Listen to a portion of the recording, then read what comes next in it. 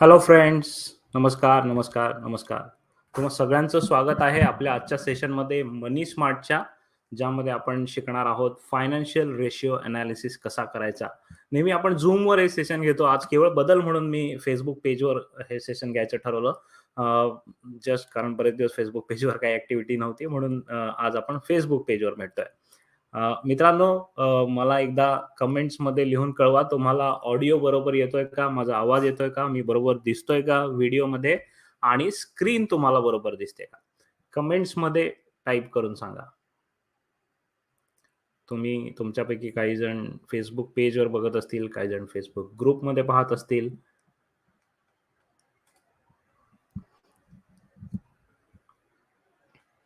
Give me quick comments.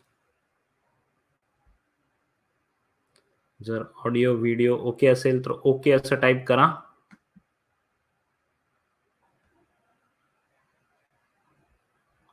आणि काही जण YouTubeवर चेक करत असतील. काही जण आमच्या प्रायव्हेट ग्रुपमध्ये चेक करत असतील. सो आज हा व्हिडिओ आपण बऱ्याच ठिकाणी प्ले करतोय.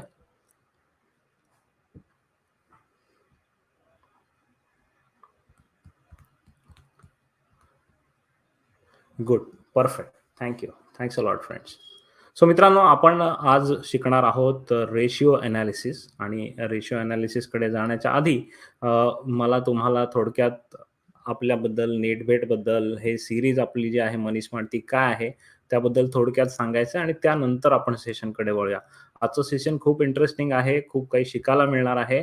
आणि जर तुम्ही दीर्घकालीन गुंतवणूक करत असाल, लाँग टर्म इन्व्हेस्टमेंट करत असाल तर तुमच्यासाठी नक्कीच फायद्याचं आहे. बाय द वे, सुरुवात करण्याच्या आधी मला ते पण एकदा कमेंटमध्ये सांगा की तुमच्यापैकी किती जण दीर्घकालीन गुंतवणूक करतात आणि करण्यामध्ये इंटरेस्टेड आहेत. तोपर्यंत मी माइंड मॅपमध्ये जातो. बऱ्याच गोष्टी आपल्याला शिकायच्या आहेत.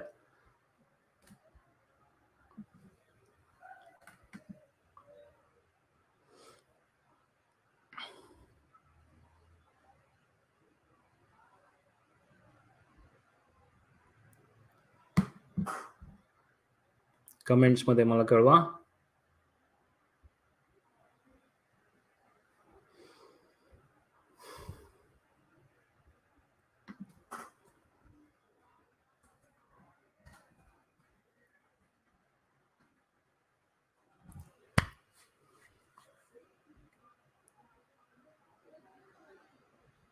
Okay, yet to start. ठीक आहे. ज्यांनी सुरुवात केली आहे किंवा ज्यांनी सुरुवात अजून केली नाही, करायची आहे, अशा सगळ्यांसाठी हे सेशन उपयोगी असणार आहे. आणि अत्यंत जबरदस्त असे फॉर्म्युलाज आहेत जे रेशिओ एनालिसिसचे, ते वापरून जगभर लोक चांगल्या कंपन्या शोधतात.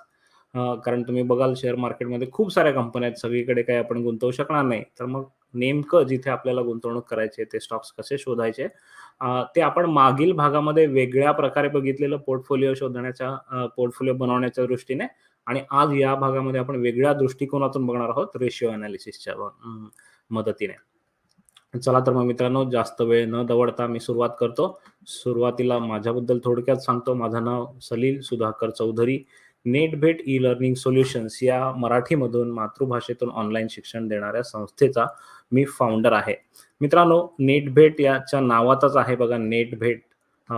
जसं आत्ता आपण इंटरनेटवर भेटत आहोत, नेटच्या मदतीने एकमेकांना पाहत आहोत, तीच कल्पना, ती संकल्पना घेऊन आम्ही सुरुवात केली. आणि 2015 सालापासून नेट भेटने अनेक वेगवेगळे विषय कोर्सच्या स्वरूपातून, मराठी माध्यमातील कोर्सच्या स्वरूपातून आणायला सुरुवात केली.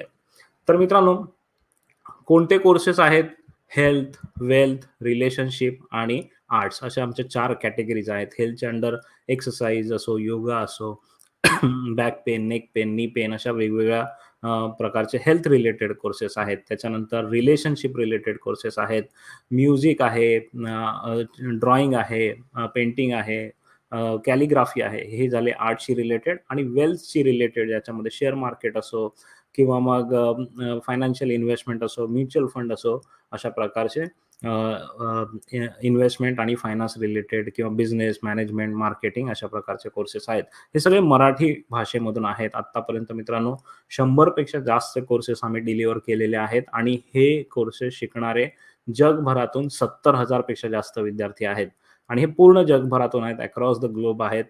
जगातील 18 देशांमध्ये नेट-बेटचे विद्यार्थी आहेत, जे आपापल्या ठिकाणाहून आपापल्या वेळेत, कोणी रात्री, कोणी पहाटे, प्रत्येकजण आपापल्या वेळेनुसार मराठीमधून आपल्या मातृभाषेतून शिकण्याचा आनंद घेतोय. मित्रांनो, आमचं एक विजन आहे, जे विजन घेऊन आम्ही काम करतोय आणि ते विजन तुम्हाला इथे स्क्रीनवर आता दिसत असेल. To democratize education. आम्हाला शिक्षणाचं लोकशाहीकरण करायचं आहे, डेमोक्रेसी आणायची आहे शिक्षणामध्ये. ज्याप्रमाणे लोकशाहीमध्ये प्रत्येक व्यक्तीला समान मत असतं, समान दर्जा असतो, समान अधिकार असतात. आम्हाला असं वाटतं, की शिक्षणाच्या बाबतीत प्रत्येकाला समान अधिकार मिळावे. आपल्या घरी राहून, आपल्या जागी जिथे तुम्ही आहात, तिथून तुम्हाला शिकता यायला हवं. जी भाषा कळते त्या भाषेत शिकता यायला हवं. केवळ इंटरनेटच्या साहाय्याने एक मोबाईल डिव्हाइस किंवा कॉम्प्युटर तुमच्याकडे असेल, तर तुम्हाला पाहिजे ती गोष्ट मराठीतून शिकता आली पाहिजे. हे आमचं उद्दिष्ट आहे आणि त्या दृष्टीने आम्ही काम करत आहोत. मी नेहमी माझ्या प्रत्येक सेशनमध्ये सांगतो, की तुम्ही आंबेगावात असा, अंबरनाथमध्ये असा, अमरावतीमध्ये असा, एम्स्टरडॅममध्ये असा किंवा अमेरिकेत असा, जगाच्या पाठीवर कुठेही असाल, तरी देखील तुम्ही तुमच्या वेगाने, तुम्हाला कळेल त्या भाषेत, तुम्हाला पाहिजे त्या वेळेत, तुम्हाला पाहिजे ती गोष्ट शिकू शकता आणि हे खूप मोठं विजन आहे. हे विजन प्रत्यक्षात आणण्याचं काम आम्ही गेले अ, काही वर्षांपासून करत आहोत. आत्तापर्यंत त्याला खूप चांगलं यश मिळालेलं आहे आणि आपल्या आशीर्वादाने असंच हे यश आणखीन पुढे मिळत जाईल. जास्तीत जास्त लोकांना मराठीमधून वेगवेगळे विषय शिकवण्याचा आमचा ध्येय जे आहे ते पूर्ण होईल. मित्रांनो, हे झालं नेटभेट ई-लर्निंग सोल्युशन्सबद्दल. बाय द वे, हा माझा विचार, हे आमचं काम तुम्हाला पटलं असेल, कनेक्ट होत असेल, आवडत असेल, तर मला कमेंट्समध्ये कनेक्ट असं लिहून कळवा. तुमचा माझा कनेक्ट झाला, की मग आपण पुढे या सेशनला आणखीन चांगल्या प्रकारे खुलवू शकू. कनेक्ट असं लिहा कमेंट्समध्ये.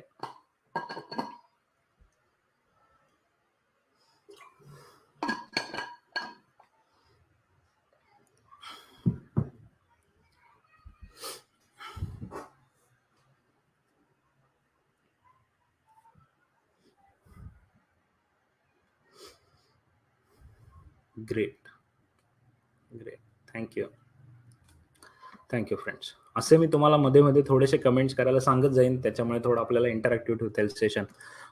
मित्रांनो, नेटबेट मास्टरमाइंड सीरीज ही एक संकल्पना आम्ही गेल्या वर्षीपासून सुरू केली. आता 1 वर्ष पूर्ण झालं याला आणि ही संकल्पना अशी होती, की एकदा मी विचार करत होतो, की Netflixवर बरेच लोक बरेच वेब सीरीज, चित्रपट बघत असतात आणि खूप वेळ आपण Netflixला देतो आणि तसाच वेळ आपण शिकण्यासाठी, आपल्या स्वतःच्या डेव्हलपमेंटसाठी देत नाही. तर Netflix आणि नेटबेटमध्ये मी कंपॅरिझन करत होतो, की कशाप्रकारे जास्तीत जास्त लोक ऑनलाईन शिकण्याचा प्रयत्न करतील, एंटरटेनमेंट कमी करतील, एज्युकेशन वाढवतील आणि त्या दृष्टिकोनातून विचार करत असताना, Netflix बरोबर कंपेअर करत असताना मला मास्टरमाइंड सीरीज ही कल्पना सुचली. जशी वेब सीरीज असते तशी मास्टरमाइंड सीरीज आहे. वेब सीरीज ऑब्व्हियसली एंटरटेनिंग असते, ही एज्युकेटिंग आहे. तर आम्ही वेगवेगळ्या अशा 6 सीरीज तुमच्यासाठी घेऊन आलो. या सीरीजमध्ये एक एपिसोड दर महिन्याला असतो. सो महिन्याला एक असा प्रत्येक सीरीजचा एपिसोड असतो. अशा आमच्या 6 सीरीज आहेत. 5 ऑलरेडी सुरू झाल्यात. 6वी जून महिन्यापासून म्हणजे पुढील महिन्यापासून आपली सुरू होणार आहे. कोणत्या आहेत या सीरीज? पहिली आहे थिंक स्मार्ट. थिंक स्मार्ट म्हणजे विचार कसा करायचा, बिहेव कसं करायचं, थिंकिंगशी रिलेटेड याच्यामध्ये अनेक विषय घेतलेले असतात. दुसरी आहे टेक स्मार्ट, ज्याच्यामध्ये आपण टेक्नॉलॉजी संदर्भात बोलतो. अ, अनेक वेब ॲप्स आहेत, अनेक सॉफ्टवेअर्स आहेत, ॲप्लिकेशन्स आहेत, जे मोस्टली फ्री उपलब्ध आहेत. पण आपल्याला केवळ ते माहिती नाहीत म्हणून कसे वापरायचे ते कळत नाही म्हणून आपलं कुठेतरी अडून राहतं. दुर्दैवाची बात म्हणजे आपलं कुठे अडतंय हेच आपल्याला माहिती नसतं. जेव्हा ते टूल आपण बघतो, तेव्हा लगेच कळतं, की अरे बापरे! मी तर उगाचच हे काम करायला 2-4 तास घालवत होतो. हे 2-4 मिनिटाचं काम आहे. आणि अशा अनेक टेक्नॉलॉजीशी रिलेटेड गोष्टी आम्ही तुमच्यासाठी घेऊन येतो. तिसरी सीरीज आहे बुक स्मार्ट, ज्याच्यामध्ये दर महिन्याला एक अत्यंत जबरदस्त असं पुस्तक, जे जगातली जी प्रसिद्ध personal development, professional development, self help, management, बिझनेसची बुक्स आहेत. त्यापैकी एक बुक आम्ही तुमच्यासाठी घेऊन येतो आणि त्याचं डिटेल ॲक्शनेबल समरी देतो. ॲक्शनेबल महत्त्वाचं आहे, कारण जे पुस्तक आपण वाचतोय, ते नुसतं वाचून बंद करून ठेवलं तर काहीच होत नाही. त्या पुस्तकाचं ॲक्शन मध्ये रूपांतर केलं पाहिजे. त्या पुस्तकामध्ये ज्या गोष्टी आपण शिकणार आहोत, त्या कशाप्रकारे आपण लगेच दुसऱ्या दिवसापासून वापरू शकू, ते आम्ही तुम्हाला या बुक स्मार्ट सीरीजमध्ये शिकवतो.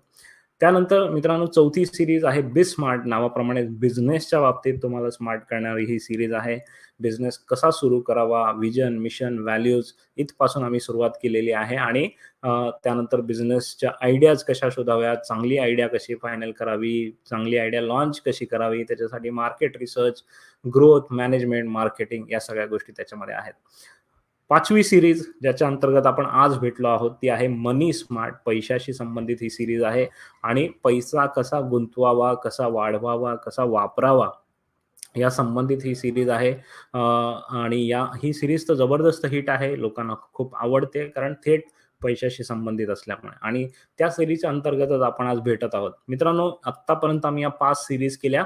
6वी सीरीज जी डिजी स्मार्ट ही डिजिटल मार्केटिंग मराठीमधून शिकवणारी सीरीज आहे आणि या सीरीज दर महिन्याला एक म्हणजे प्रत्येक याचा एक एपिसोड असे दर महिन्याला 6 एपिसोड्स आपले असतात.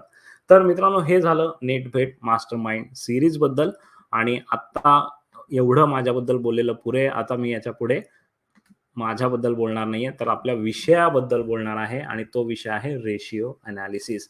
सो मित्रांनो, कमेंटमध्ये आर टाइप करा. R for ready, R for ratio. जर तुम्ही रेशिओ शिकण्यासाठी रेडी असाल तर कमेंटमध्ये आर टाइप करा.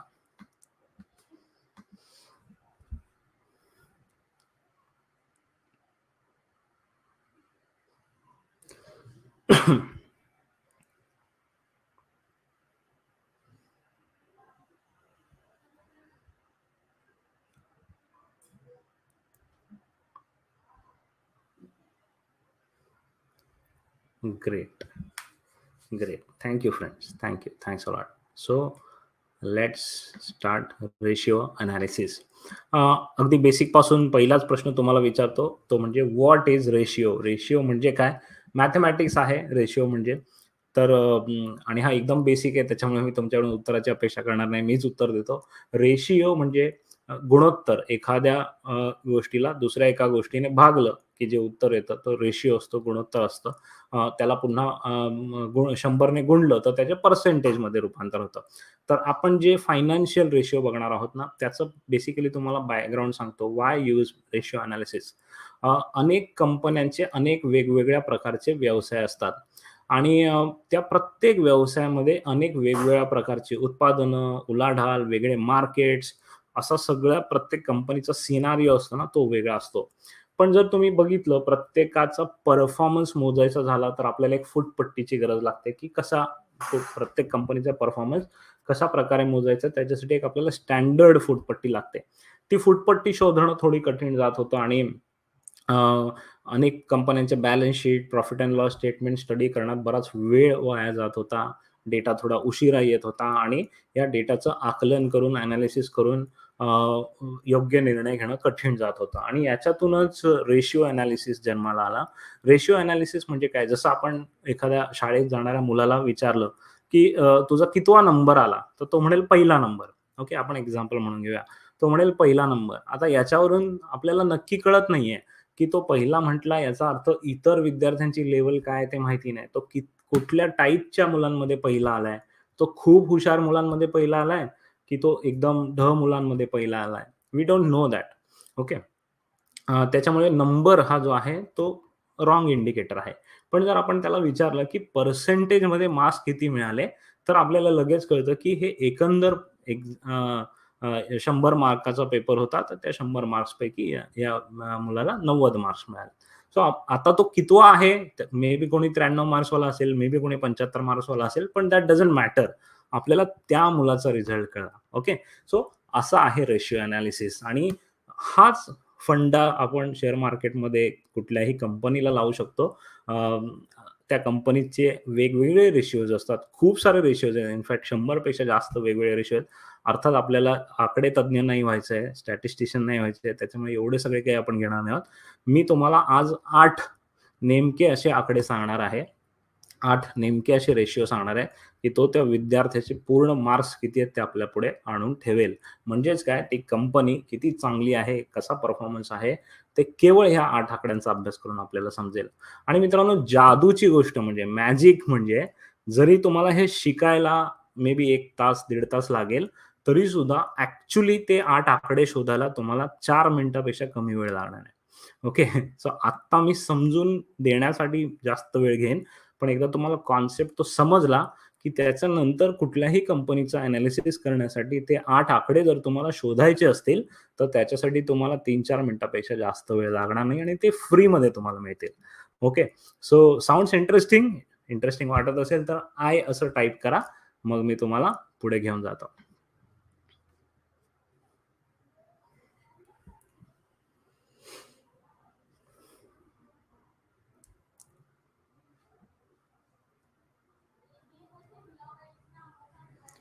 सो आपल्याला शिकायला तासभर लागणार आहे, पण ॲक्चुअली आपला एनालिसिस 4-5 मिनिटातच होणार आहे. फार जास्त वेळ लागणार नाहीये. आणि मुख्य म्हणजे हा एनालिसिस तुम्ही तुमचा करणार आहात. मी तुम्हाला कुठल्याही स्टॉकचं, शेअरचं, कंपनीचं नाव सुचवणार नाहीये. पण तुम्ही तुमचं एनालिसिस करू शकता.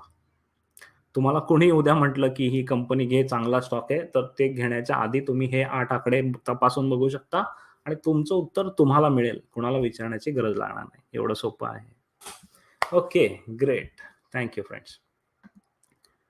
सो सुरुवात करण्याच्या आधी एकच छोटीशी गोष्ट रेशिओ एनालिसिसची, की जे 8 पॅरामीटर्स आपण आज बघणार आहोत, ते फक्त एका इंडस्ट्री साठी उपयोगी नाहीयेत आणि ती इंडस्ट्री म्हणजे बँक. ओके. सो बँकेचे जे स्टॉक आहेत, त्याच्यासाठी हे 8 रेशिओ वापरू नका. त्याच्यासाठी वेगळं सेशन मी घेईन. पण आत्तापुरतं एवढं लक्षात ठेवा, की हा जो आपला आजचा रेशिओ एनालिसिस आहे, तो बँकिंग क्षेत्रावर चालणार नाही. बँकिंग, फायनान्स, एन-बी-एफ-सी ज्या आहेत त्या क्षेत्रामध्ये चालणार नाही. ओके. बाकी इतर सगळ्या क्षेत्रांमध्ये तुम्हाला हा वापरता येईल. Then let's see what will cover.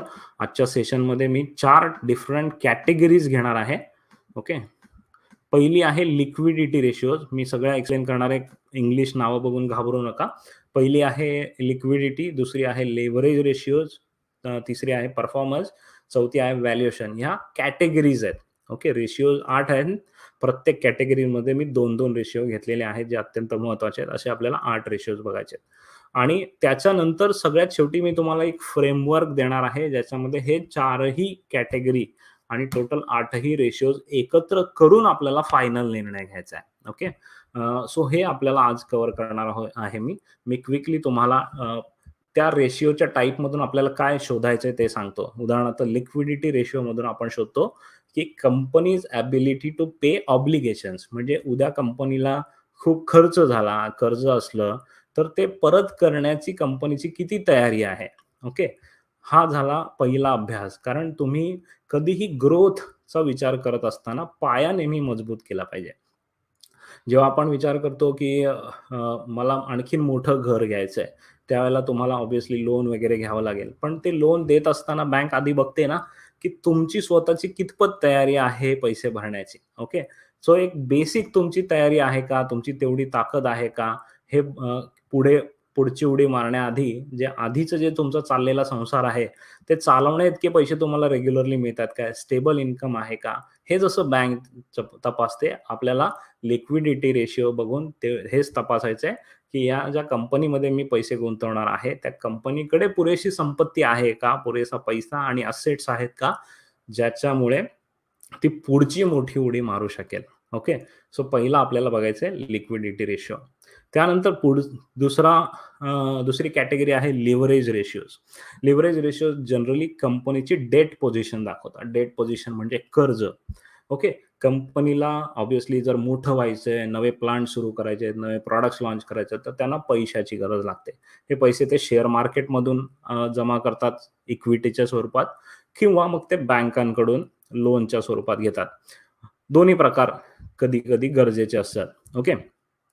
पण जर जास्त कर्ज असेल, तर त्या कंपनीकडे आपण शक्यतो ॲज अ इन्व्हेस्टर जात नाही. त्याचं कारण हेच आहे, की कंपनीला नफा हो वा तोटा हो, जे काही पैसे असतील बँकेचे, लोनचे, ते देणं भाग आहे. त्याच्यामुळे इन्व्हेस्टरला नंतर पैसे मिळतात, बँकांना लोनचे आधी पैसे मिळतात. म्हणून इन्व्हेस्टर काय म्हणतात, की ज्या कंपनीचं कर्ज कमी आहे, तिकडे मी माझे पैसे देईन. Okay.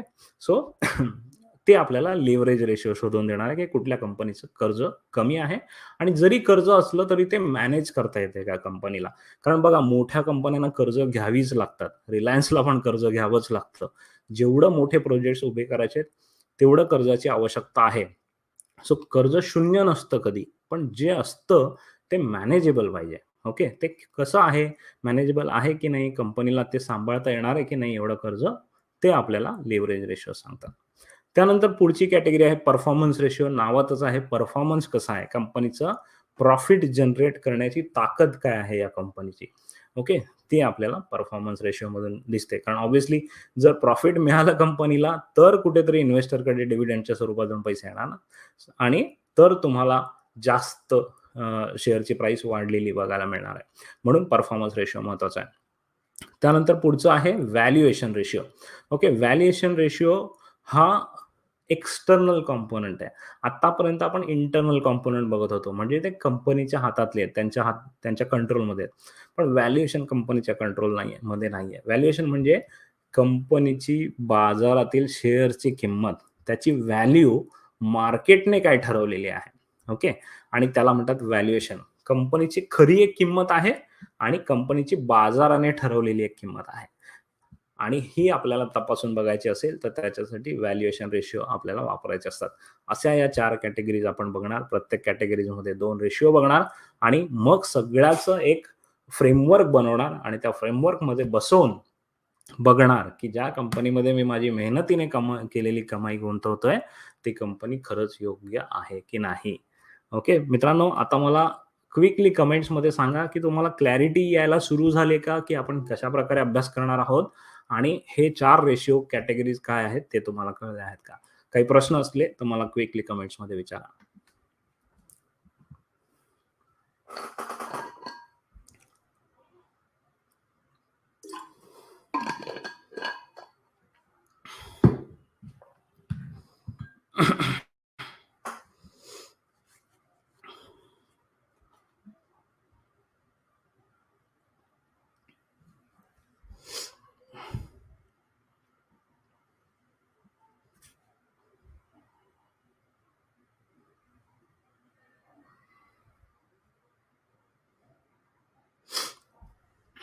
Okay. Good. Thank you friends. Thank you. Great. So आता आपण जाऊया आपल्या मुख्य विषयाकडे आणि त्याआधी एक छोटासा डिस्क्लेमर तुम्हाला देतोय. डिस्क्लेमर महत्वाचं आहे कारण हे फायनान्शियल एज्युकेशन आहे. तर मित्रांनो, हे जे मी तुम्हाला सांगतोय ते प्युअरली एज्युकेशन पर्स्पेक्टिव्हने आहे. कारण तुम्हाला मी सुरुवातीला सांगितलं, नेटबेटचं काम हे शिकवण्याचं आहे. आमचा बिझनेस जो आहे तो शिकवण्याचा आहे, एज्युकेशनचा आहे. तर हे जे काही मी तुम्हाला सांगतोय हे फायनान्शियल ॲडवाईस नाहीये. मी तुम्हाला कशाप्रकारे एनालिसिस करायचा, स्वतःच्या स्वतः करायचं ते सांगतोय. पण ते सांगत असताना तुमची स्वतःची रिस्क घेण्याची कपॅसिटी काय आहे, हे मी तुमच्याकडून विचारून घेत नाहीये. मी तुम्हाला प्रत्येकाला इंडिव्हिज्युअली सल्ला देत नाहीये. ओके. त्यामुळे पुन्हा एकदा सांगतो, की ही फायनान्शियल ॲडवाईस नाहीये. This is only for purely education purpose. चला, तर मग आता आपण जे 4 रेशिओ ठरवलेले ते स्टेप बाय स्टेप शिकायला सुरुवात करूया आणि नंतर मग मी तुम्हाला फ्रेमवर्ककडे घेऊन जाईन. सो फ्रेंड्स, पहिला रेशिओ आपण बघतोय तो लिक्विडिटीच्या कॅटेगरीमधला आहे. लिक्विडिटी आपल्याला सांगतं, की कंपनी कडे ज्या असेट्स आहेत त्या कशा प्रकारच्या आहेत आणि त्या कंपनी हँडल करू शकते का. सो पहिला रेशिओ आहे करंट रेशिओ.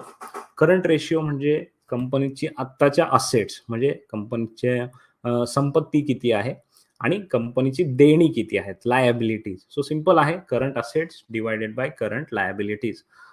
तुम्ही कुठलीही बॅलन्स शीट काढली तर त्या कुठल्याही कंपनीची बॅलन्स शीट काढा, ती ऑलरेडी प्रत्येक लिस्टेड कंपनीच्या वेबसाईटवर असते किंवा तुम्ही नुसतं Google सर्च केलं, उदाहरणार्थ समजा तुम्ही रिलायन्स बॅलन्स शीट असं सर्च केलं, ती मागची बॅलन्स शीट तुम्हाला दिसेल. प्रत्येक लिस्टेड कंपनीला ती देणं क्रमप्राप्त आहे, त्याच्यामुळे ती मिळते इंटरनेटवर. त्याच्यामध्ये तुम्ही करंट असेट, करंट लायबिलिटी काढू शकता. ॲक्चुअली ते भागाकार करून बघू शकता, पण ते सगळं करण्याची गरज नाही आहे.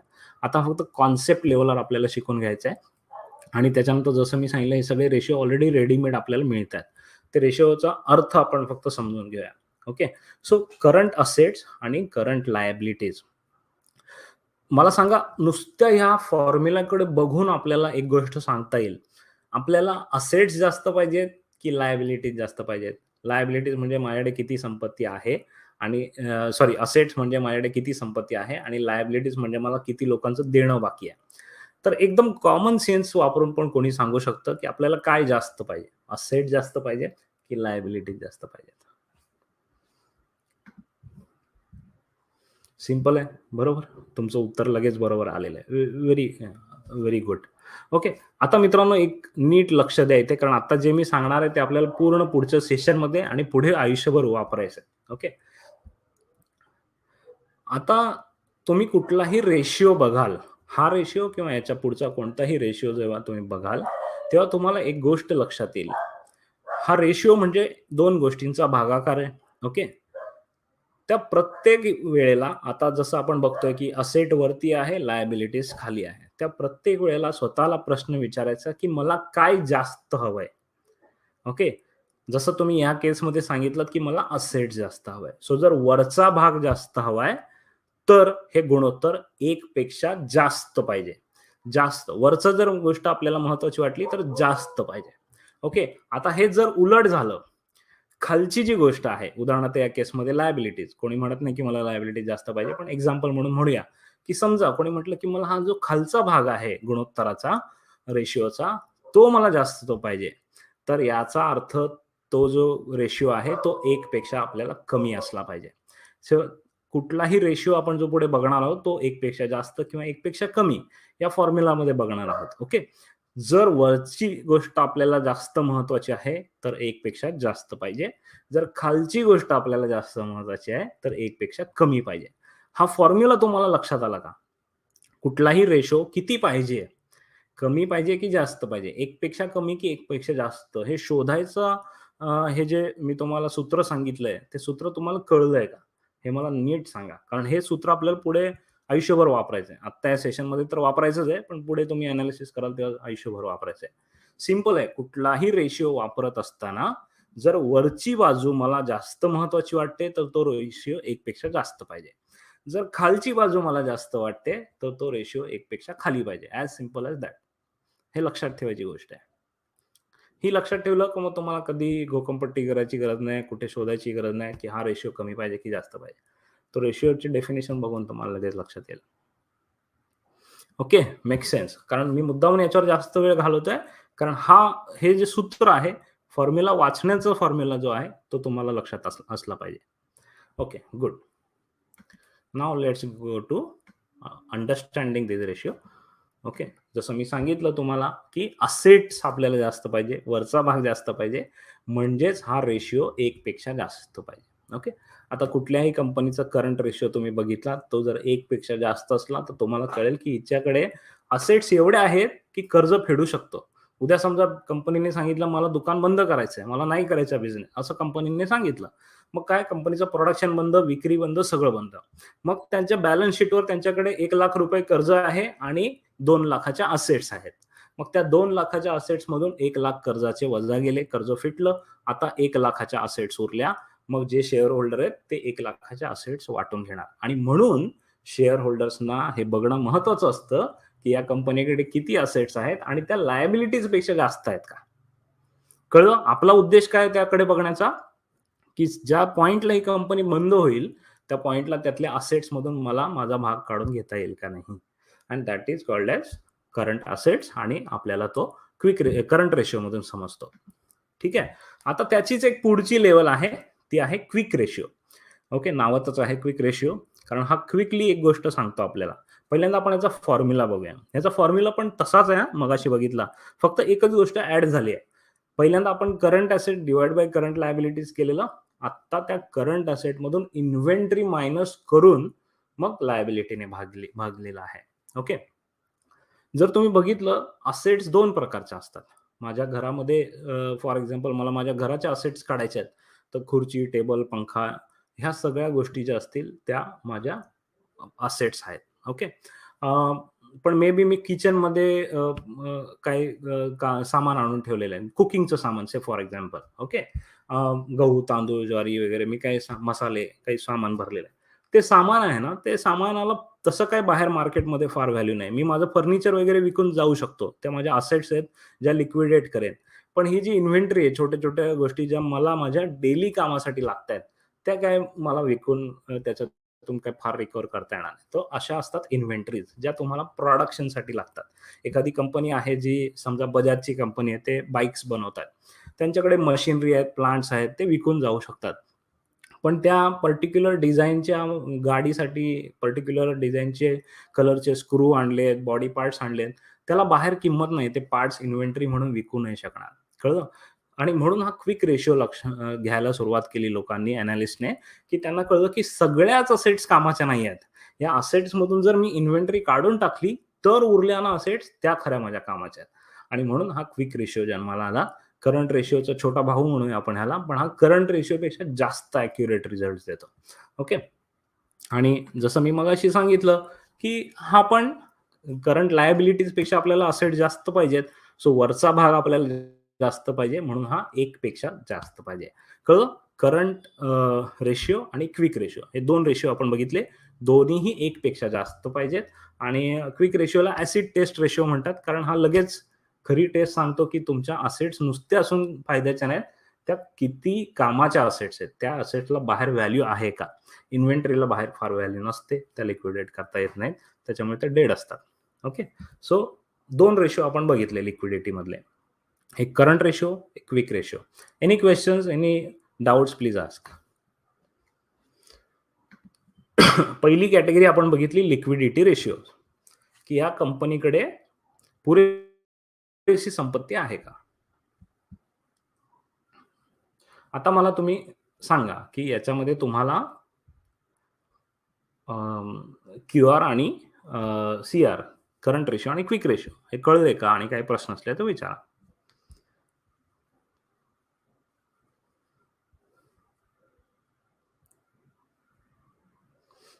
स्वाती मॅडमचा प्रश्न वेगळाच आहे. रेकॉर्डिंग मिळेल का? स्वाती मॅडम, मी सांगतो थोड्या वेळाने रेकॉर्डिंग कसं मिळणार ते. आपले 3 कॅटेगरी शिकून झाल्यावर त्याच्यानंतर मी एक ब्रेक घेणार आहे. त्या ब्रेकमध्ये मी तुम्हाला सांगेन, की कशाप्रकारे आपण रेकॉर्डिंग मिळवू शकतो. पण आत्तापुरता शिकण्यावर फोकस करा. इन्व्हेंटरी म्हणजे एखादी कंपनी एखादा प्रॉडक्ट बनवत असेल, तर त्या प्रॉडक्टसाठी जे माल लागतो त्यांना.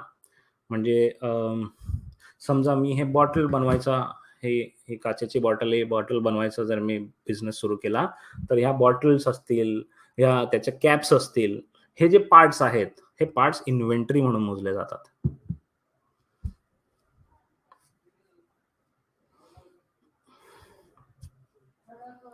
स्वप्ना मॅडम, काही रेशिओ जे आहेत ते फक्त कंपनीचे बघायचे आहेत. काही रेशिओ आहेत ते कंपनी आणि सेक्टरचे बघायचे. मी ते पण तुम्हाला सांगणार आहे. जेव्हा आपण फ्रेमवर्क बघणार ना, आत्ता आपण एक-एक पार्ट बघतोय, एक-एक रेशिओ बघतोय. हे 8ही रेशिओ जोडणार आहोत आपण नंतर.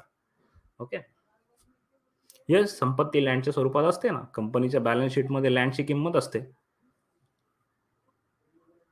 Machinery, land, building, vehicles, computers, या सगळ्या असेट्स आहेत.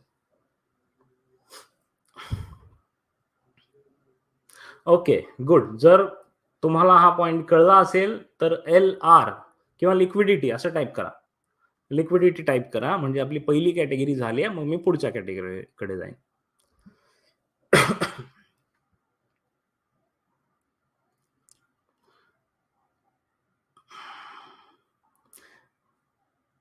ओके. क्विकली. ठीक आहे. सो लिक्विडिटी रेशिओला मी बंद करतो आणि मग मी जातो पुढचा रेशिओ जो आहे leverage ratio. Okay. Leverage ratio आपल्याला कंपनीची कर्जाची सिच्युएशन काय आहे, डेट सिच्युएशन काय आहे ते सांगते. त्याच्यासाठी अगेन 2 रेशिओ आपण बघणार आहोत. पहिला रेशिओ आहे डेट इक्विटी रेशिओ. ओके. आणि दुसरा आहे इंटरेस्ट कव्हरेज रेशिओ. आता जसं मी तुम्हाला मगाशी सांगितलं, की कुठल्याही कंपनीला बिझनेस करण्यासाठी पैसा लागतो. हा पैसा ते प्रामुख्याने 2 मार्गाने जमा करतात, उभा करतात. एक तर डेट असतं, ज्याच्यामध्ये ते बँकांकडून वगैरे कर्ज घेतात. जे कर्ज घेतलं ते परत करावंच लागतं, त्याचा इंटरेस्ट भरावाच लागतो.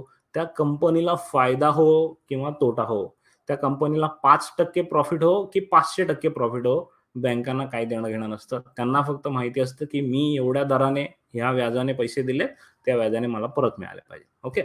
हे झालं डेट. दुसरा कॉम्पोनंट असतो, दुसरा मार्ग असतो पैसे उभा करायचा, तो असतो इक्विटी, ज्याच्यामध्ये ते शेअर होल्डर्सकडून, तुमच्या आमच्यासारख्या शेअर होल्डर्सकडून पैसे जमा करतात आणि त्यांना इक्विटी इन्व्हेस्टमेंट म्हणतात. जेव्हा आपण एखाद्या कंपनीमध्ये शेअर्स घेतो, तेव्हा आपण त्या कंपनीचे मालक बनतो. ओके. शेअर होल्डर्स बनतो आणि मग त्यावेळेला जेव्हा त्या कंपनीचं नुकसान होईल, ते नुकसान पण आपण सहन करतो. कारण जशी प्राइस कमी होते शेअरची, ते आपली नुकसान असतं. ओके. आणि जेव्हा त्या कंपनीला प्रॉफिट होतो, तेव्हा शेअरची प्राइस वाढते पण त्याचा आपल्याला फायदा पण होतो. सो इक्विटी इन्व्हेस्टर जास्त रिस्क घेतात, त्याच्यामुळे जास्त फायदा पण घेतात. आणि बँका जे असतात त्या जास्त रिस्क घेत नाहीत. ते पहिले तर कोणाला लोन देत नाही, ज्यांच्या असेट्स चांगले आहेत. म्हणजे बँका काय करणार, करंट रेशिओ आणि क्विक रेशिओ पहिला चेक करणार. असेट्स जर बरोबर दिसल्या, करंट रेशिओ, क्विक रेशिओ एकपेक्षा जास्त दिसला, तर बँका म्हणणार, "घे बाबा माझ्याकडून पैसे." ओके. आणि तो झाला डेट कॉम्पोनंट. आता मी मगाशी तुम्हाला सांगितलं, की एखाद्या कंपनीने प्रॉफिट केलं, समजा 5% प्रॉफिट केलं. तर त्या 5% प्रॉफिटचं शेअर होल्डरना डिस्ट्रिब्युशन करण्याच्या आधी त्यांना बघावं लागतं, की मला कोणाचे कर्जाचे पैसे कोणाचे परत करायचे. कारण कर्ज परत करणं हा पहिला मुद्दा आहे. मग त्यातून उरलं प्रॉफिट तर ते शेअर होल्डरला मिळणार. कळलं? सो प्राधान्य नेहमी परत करताना कर्जासाठी असतं, डेटसाठी असतं आणि त्यामुळे इन्व्हेस्टर्स, तुमच्या माझ्यासारखे इन्व्हेस्टर विचार काय करतात, "अरे, या कंपनीवर एवढं कर्ज आहे, मग हा प्रॉफिट करणार कधी? ते कर्ज फेडणार कधी? आणि त्यातून मला मिळणार किती?" म्हणून ज्या कंपनीकडे कर्ज जास्त आहे, त्या कंपनीकडे इन्व्हेस्टर्स जात नाहीत आणि म्हणून आपल्याला डेट टू इक्विटी रेशिओ बघायचा असतो. आता हा रेशिओ बघा, मगाचं सूत्र वापरा. डेट वरती आहे, इक्विटी खाली आहे. तुम्हाला जास्त डेटवाली कंपनी पाहिजे, की जास्त इक्विटीवाली कंपनी पाहिजे? ते मला कमेंटमध्ये सांगा आणि हे सूत्र लावून हा रेशिओ 1 पेक्षा कमी पाहिजे, की जास्त पाहिजे ते पण सांगा. डेट जास्त पाहिजे, की इक्विटी जास्त पाहिजे?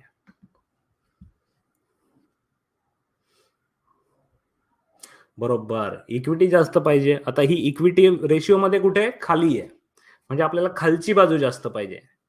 याचाच अर्थ आपल्याला हा रेशिओ 1 पेक्षा कमी पाहिजे, की जास्त पाहिजे? Less than 1 or more than 1?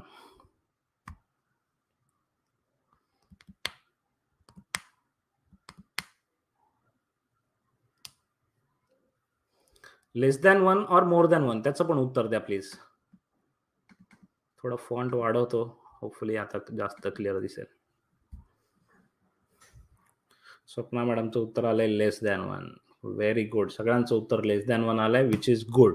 Right answer. So एकदा हे लॉजिक लक्षात ठेवलं ना, की डिनॉमिनेटर किंवा आपण मराठीत म्हणायचं तर वरचं किंवा ज्याच्याने भागणार आहोत ते खालचं. ओके. ते महत्वाचं आहे. त्याच्यानुसार मग तुम्हाला ठरवायचं की तो रेशिओ 1 पेक्षा कमी पाहिजे की जास्त पाहिजे. सो आता जसं तुम्ही सगळ्यांनी सांगितलं, की तुम्हाला डेट टू इक्विटी रेशिओ जो आहे, तो 1 पेक्षा खाली पाहिजे. ओके. आणि डेट टू इक्विटी म्हणजे टोटल लायबिलिटीज, टोटल देणी किती आहेत कंपनीची आणि टोटल इक्विटी म्हणजे शेअर होल्डरकडून आलेले पैसे किती आहेत, ओनरशिप किती आहे. ओके. हे हे सगळ्या गोष्टी तुम्हाला बॅलन्स शीटमध्ये शोधता येतील. पण जसं मी तुम्हाला म्हटलं, की तुम्हाला ॲक्चुअली ते कॅल्क्युलेशन्स करून बघायचेच नाहीयेत. हे सगळी उत्तरं तुम्हाला रेडीमेड मिळणार आहेत. आता फक्त आपण कॉन्सेप्ट समजतोय. ओके. सो हा झाला रेशिओ नंबर 3. मग आता जाऊया रेशिओ नंबर 4 कडे. जसं मी तुम्हाला मगाशी म्हटलं, की डेट जरी वाईट असलं तरी ते चुकत नाही. ओके. आयडियल सिच्युएशन की 0 डेट. पण कंपन्यांना मोठं व्हायचंय, बिझनेस करायचा आहे, तर थोडं कर्ज तर त्यांना उचलावंच लागतं कुठून तरी. आणि अशा वेळेला पुढचा रेशिओ कामाला येतो, तो म्हणजे interest coverage ratio. Interest coverage म्हणजे काय असतं? नावामध्येच आहे, की तुम्ही जेवढं कमवताय, ओके, ते कमवण्यामधून तुमच्याकडे किमान तुमचा दर महिन्याचा इंटरेस्ट भरण्याइतके पैसे जनरेट होतायत का? जर तुम्ही पर्सनल केसमध्ये बघितलं, तर आपण हाउसिंग लोन घेतो, तेव्हा बँका तुमचा ई-एम-आय कसा ॲडजस्ट करतात? तुमचं जे इन्कम आहे ते चेक करतात. त्या इन्कममधून ग्रॉस इन्कममधून एक्सपेन्सेस काढतात आणि मग बघतात, की ॲक्चुअली तुमच्याकडे किती ऑपरेटिंगसाठी रेव्हेन्यू राहतोय. आणि मग त्याच्या 50% पेक्षा कमी तुम्हाला ई-एम-आय देतात. कारण बँकांना माहिती आहे, की ह्याने सगळं कमवलेलं 100% जर लोनला दिलं, तर हा खाणार काय? याचं घरच कसं चालणार? मुलांची फी कशी भरणार? सो बँकांना ते कॅल्क्युलेशन करावं लागतं.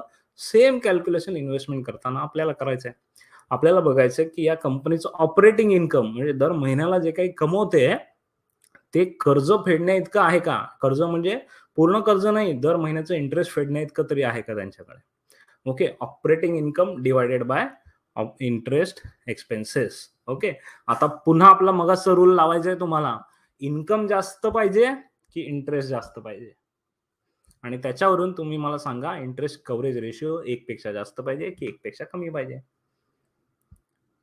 इंटरेस्ट कव्हरेजमध्ये operating income divided by interest expense, म्हणजे जेवढे मी कमवले त्याच्यापेक्षा कमी मी EMI मध्ये भरले पाहिजेत ना. सो वरची बाजू आपल्याला जास्त पाहिजे. आता तुम्हाला सूत्र लगेच कळेल, की जर मला वरची बाजू जास्त पाहिजे, तर हा जो रेशिओ आहे, तो 1 पेक्षा कमी पाहिजे की जास्त पाहिजे? Very good. Very good. 1 पेक्षा जास्त पाहिजे. सो आता तुम्हाला कल्पना यायला लागलेली आहे, की रेशिओ एनालिसिस म्हणजे काय आणि तो तुम्ही करू शकता. ओके, आत्तापर्यंत आपण 4 रेशिओ शिकलो म्हणजे 50% शिकून झालं पण आपलं. ओके, आणि तो तुम्ही करू शकता हे मला तुमच्या उत्तरांवरून कळतंय. Very good.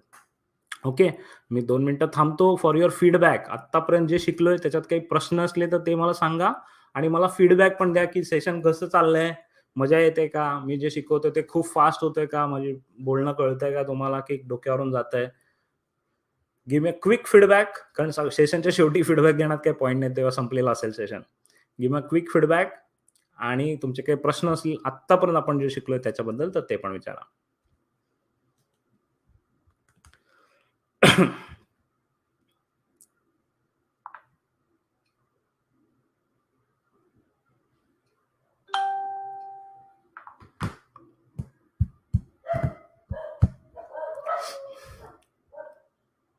ग्रेट.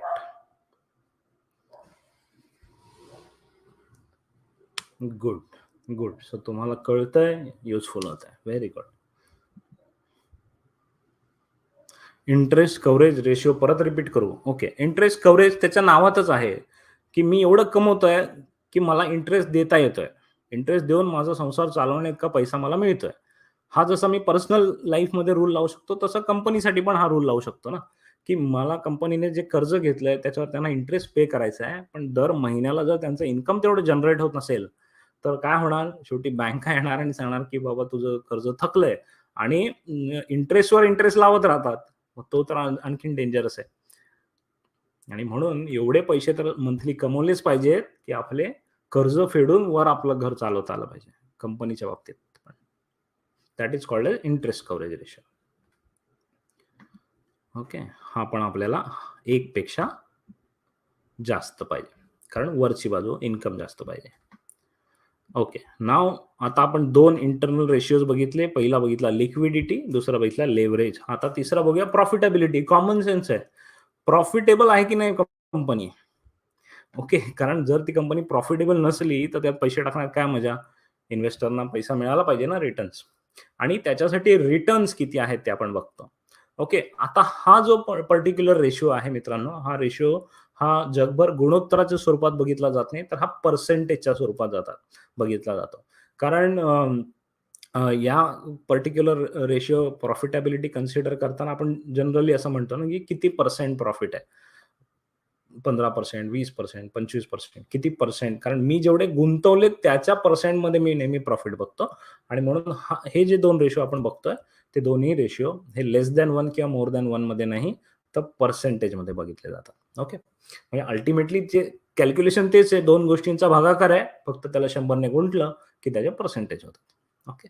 सो 2 प्रकारचे प्रॉफिटेबिलिटी रेशिओ आपण इथे बघतोय. पहिला आहे आणि तुम्ही हे ऐकले असतील, हे फेमस आहे, तुम्हाला माहिती असेल. पहिला आहे ROCE, return on capital employed. Okay.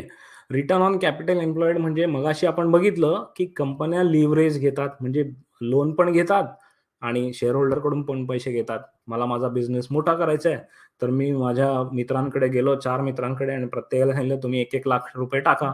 तर ते 4 लाख इक्विटी कॅपिटल आलं. ओके, ते माझे शेअर होल्डर बनले. मी माझ्या खिशातनं 2 लाख टाकले तर 6 लाख बनले. मग मी बँकेकडे गेलो आणि बँकेला प्रोजेक्ट रिपोर्ट दिला आणि सांगितलं माझ्या हातात स्वतःचे 6 लाख आहेत, तुम्ही मला 4 लाख द्या. तर बँकेचे डेटचे 4 लाख आले. असं मिळून माझ्याकडे कॅपिटल किती आलं? 10 लाख. ओके. बँकेचे 4, माझे 2, मित्रांचे 4, असं मिळून 10 लाखाचं कॅपिटल, टोटल कॅपिटल एम्प्लॉईड आलं 10 लाख. हे 10 लाख मी माझ्या बिझनेसमध्ये गुंतवले. मग बिझनेस रन केला, मग त्याच्यातून वर्षाच्या अखेरीस प्रॉफिट आलं. ओके. आणि ते प्रॉफिट 10% आलं. 10% म्हणजे 10 लाख गुंतवले आणि मी 11 लाख कमवले. जस्ट फॉर एक्झाम्पल सांगतोय. 10 लाख गुंतवले आणि 11 लाख वर्षाच्या शेवटी मी त्याच्यातून कमवले. याचा अर्थ माझं प्रॉफिट किती झालं? रिटर्न ऑन कॅपिटल एम्प्लॉईड याची क्रूड डेफिनेशन तुम्हाला लक्षात आली असेल. सिम्पली म्हटलं सोप्या भाषेत प्रॉफिट. ओके. पर्सेंटेजमध्ये प्रॉफिट. मी जेवढे गुंतवलेत त्याच्यावर मला किती रिटर्न्स मिळतोय. ठीक आहे. प्रॉफिट एक्झॅक्टली मिनिंग होत नाही, मी तुम्हाला सोपं व्हावं म्हणून सांगतोय. पण एक्झॅक्टली मिनिंग काय ते मी इथे दाखवतोय तुम्हाला. ओके. एक्झॅक्टली मिनिंग काय आहे? ROCEचा फॉर्म्युला, की जेवढं मी प्रॉफिट कमवलंय, टॅक्स आणि इंटरेस्ट भरायच्या आधीचं प्रॉफिट. जेवढं मी प्रॉफिट कमवलंय त्याला टोटल जेवढं काही कॅपिटल कंपनी वापरते, मग ते लोनचं कॅपिटल असो किंवा इन्व्हेस्टरचं कॅपिटल असो, सगळ्यांचं मिळून एकत्र कॅपिटल वापरते, त्याला 100ने गुणलं तर बनलं ROCE. So profit divided by total capital into 100. हे झालं ROCE, return on capital employed. सोपा आहे. Profit divided by total capital. आता बघा, याच्यामध्ये मी तुम्हाला एक एक्झाम्पल देतो आणि त्या एक्झाम्पलवरून तुम्ही मला उत्तर द्या. एक कंपनी आहे ज्याचा ROCE आहे 9%. 9%. आता मला सांगा, ही कंपनी चांगली आहे की वाईट आहे इन्व्हेस्ट करण्यासाठी? एक कंपनी आहे ज्याचा ROCE आहे 9%. आता ही चांगली कंपनी आहे गुंतवणूक करायसाठी की चांगली नाही आहे?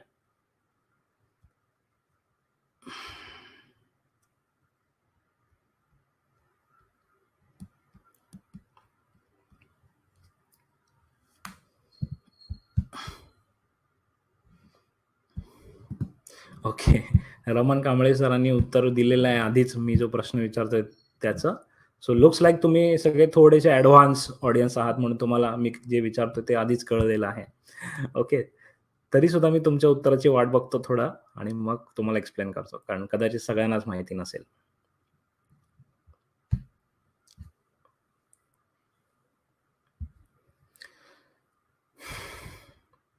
ओके. सो बरेच जण चांगली आहे, चांगली नाही अशी उत्तरं देत आहेत. पण एकच उत्तर इथे बरोबर आलं रमण कांबळे सरांचं, की इट डिपेंड्स. डिपेंड्स म्हणजे तुम्ही कंपेअर करताय ना, बँकेबरोबर कंपेअर केलं तर बँका तुम्हाला 5% देतात की 6% देतात फार फार तर, आणि ही कंपनी 9% देते. मग चांगली आहे की वाईट आहे? तर ह्या केसमध्ये उत्तर चांगलं होईल. पण त्याच कंपनीची कॉम्पिटिशन आहे दुसरी, एबीसी नावाची कंपनी. ती एबीसी कंपनी 12% देते. आता तुम्ही म्हणाल की नाही, 9% पेक्षा 12% चांगले आहेत. ओके. म्हणजेच काय, की ROCE नेहमी कंपॅरिझनमध्ये दिलं जातं आणि एक त्याच्यासाठी बेंचमार्किंग असतं बेसिकली. आता मी बँकेचं उदाहरण तुम्हाला समजावं म्हणून दिलं, पण ॲक्चुअली आपण बँकेबरोबर कंपेअर करतच नाही. कारण आपल्याला ऑलरेडी माहिती आहे बँकेत मिळत नाही, म्हणून आपण इन्व्हेस्टर बनतोय ना, म्हणून आपण शेअर मार्केटमध्ये येतोय. याचा अर्थ बँक तर आधीच आपण काढून टाकली इक्वेशनमधून. आता आपल्याला कंपेअर कोणाकडे करायचंय? ही कंपनी आणि त्याचे इतर कॉम्पिटिशन, पीअर कंपनी म्हणतात त्यांना किंवा सेक्टर म्हणतात, की ही जर समजा HDFC मी घेतली आहे, तर HDFCचं सेक्टर काय आहे? बँकिंग.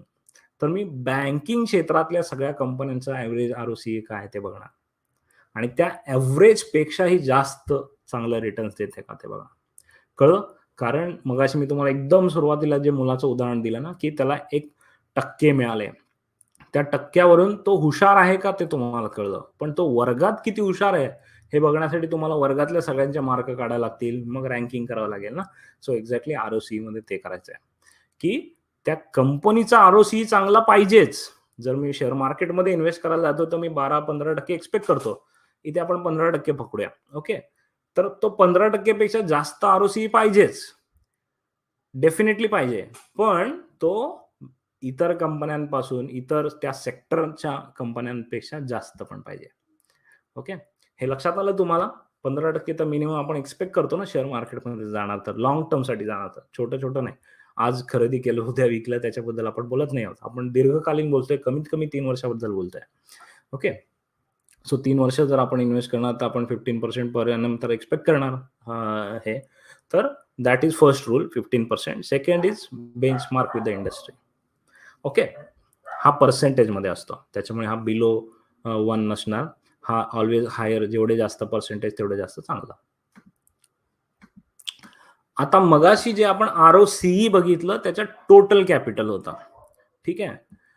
पण इन्व्हेस्टर्स जे म्हणतात, की तू त्या बँकेच्या लोनचं काय करायचं ते कर. मला काय त्याच्याशी देणं-घेणं नाही. मला हे बघायचं आहे, की तू शेअर मार्केटमधून ज्यांचे पैसे घेतोयस इन्व्हेस्टर्सचे, त्यांना किती रिटर्न देतोय? हा प्रश्न ते कंपनीला विचारतात. आणि हा प्रश्न विचारणं म्हणजेच काय? कंपनीचा ROE बघणं, रिटर्न ऑन इक्विटी. म्हणजे मगाशी आपण टोटल कॅपिटल बघितलं होतं ना, त्याच्यात लोन वगैरे सगळं आलं होतं. आता आपण त्यातलं लोन बाजूला काढलं आणि फक्त इक्विटी बघितलं, की शेअर होल्डर कडून हा पैसे घेतो, ही कंपनी पैसे घेते, त्याचे रिटर्न्स किती देते? ROE, return on equity. ठीक आहे. आणि ROEचा फॉर्म्युला अगेन सिंपल आहे. पहिलं तर net profit divided by share holders equity. समजा तुम्ही 100 शेअर होल्डर्स असतील आणि प्रत्येकाने मिळून 100 रुपये दिले, तर याचा अर्थ 100 गुणिले 100 10,000 ची इक्विटी झाली. ओके, इंटू 100 हा फॉर्म्युला झाला. So ROE is more relevant for us as a investor. आपल्यासाठी खूप महत्वाचं काय आहे? ROCE पेक्षा ROE महत्वाचा जास्त आहे. आणि हा पण पर्सेंटेज मध्ये असतो, हा पण बेंचमार्किंग इंडस्ट्री बरोबर केला जातो. हे 2 पर्सेंटेज स्वरूपात असतात, ROCE आणि ROE. ओके, सो आपण तिसरी कॅटेगरी शिकलोय, profitability. Give me quick question जर याच्याबद्दल तुम्हाला काही प्रश्न असतील तर.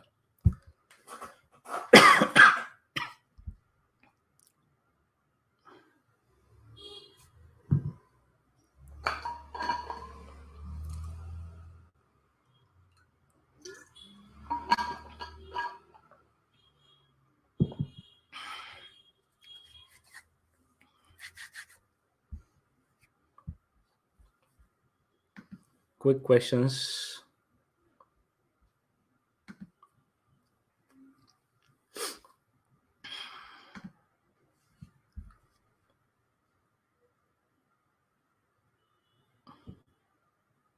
जेवढा जास्त तेवढा चांगला. ROE आणि ROCE 15% तर कमीत कमी पाहिजे. 15च्या वर जेवढा जास्त तेवढा चांगला. 15 का? कारण तुम्ही रिस्क घेताय ना इन्व्हेस्टर बनवून. मग तेवढी रिस्क कव्हर होण्यात रिटर्न्स तर पाहिजेतच. जर रिस्क घ्यायची नाही तर तुम्ही तुमच्या म्युच्युअल फंडमध्ये टाका, 10-12% असेच मिळतील, किंवा FD मध्ये टाका, 6-7% मिळतील. जेवढी रिस्क कमी तेवढं रिटर्न्स पण कमी. पण तुम्ही एक मॉडरेट रिस्क घेताय. तुम्ही खूप जास्त रिस्क घेत नाही. तुम्ही म्हणत नाही की मला 30% पाहिजेत. ओके. तुम्ही म्हणत नाही मला 50% पाहिजे. तुम्ही म्हणत नाही मला की 6 महिन्यात डबल करून पाहिजेत. तुम्ही काय म्हणताय की मला वर्षाला 15% पाहिजे, which is fair. Okay. So ROE, ROCE कळलं असेल तर PR असं टाईप करा. प्रॉफिटेबिलिटी रेशोज आपले बघून झालेत.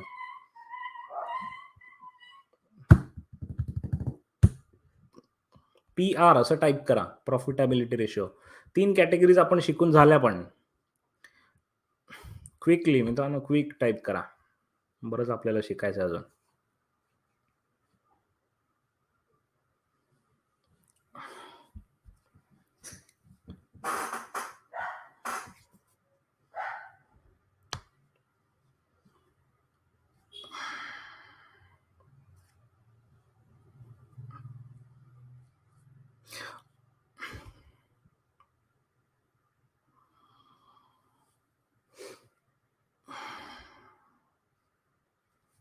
Good question. दीपावली मॅडमचा प्रश्न चांगला आहे. Vasant, Tushar, Deepawali. Sometimes quarterly result is very fine, but its share price is less or negative. So do we depend on ROE? So generally हा जो आपण अनालिसिस करतोय ना, तो बॅलन्स शीट आणि प्रॉफिट अँड लॉस स्टेटमेंटच्या बेसिसवर करायचा आणि शक्यतो क्वार्टरली करायचा नाही. शक्यतो वर्षभराचा डेटा घ्यायचा आणि त्याच्यावर करायचा, अॅन्युअल डेटावर करायचा. बिकॉज क्वार्टर, जसं तुम्ही म्हटलं, क्वार्टरली फ्लक्च्युएशन्स असतात, काही सायक्लिकल स्टॉक्स असतात जे त्या क्वार्टरमध्ये चांगलं करतात, पुढच्या क्वार्टरमध्ये डूप होतात, मग त्याची प्राइस तशी कमी जास्त होत राहते. सो 2 पॉईंट आहेत. एक तर अॅन्युअल डेटा अभ्यासा, दुसरं म्हणजे लॉंग टर्म साठी तुम्ही जाताय तर ते क्वार्टरली फ्लक्च्युएशनवर फार लक्ष नाही द्यायचं. Okay, good, nice question. चला आता आपण जाऊया पुढच्या व्हॅल्युएशनकडे, पुढच्या रेशिओकडे, दॅट इज व्हॅल्युएशन रेशिओ.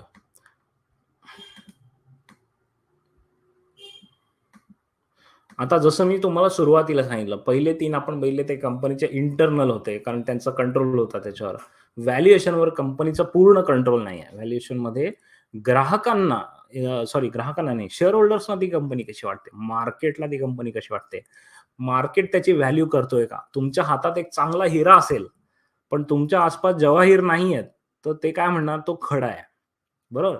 आणि जर तुमच्या हातामध्ये एक साधासा छोटासा हिरा असेल, पण आजूबाजूला सगळे जवाहीर असतील, तर त्यांना माहिती आहे, की हा हिरा आहे. तर छोटासा असला तरी हा हिरा आहे. ओके.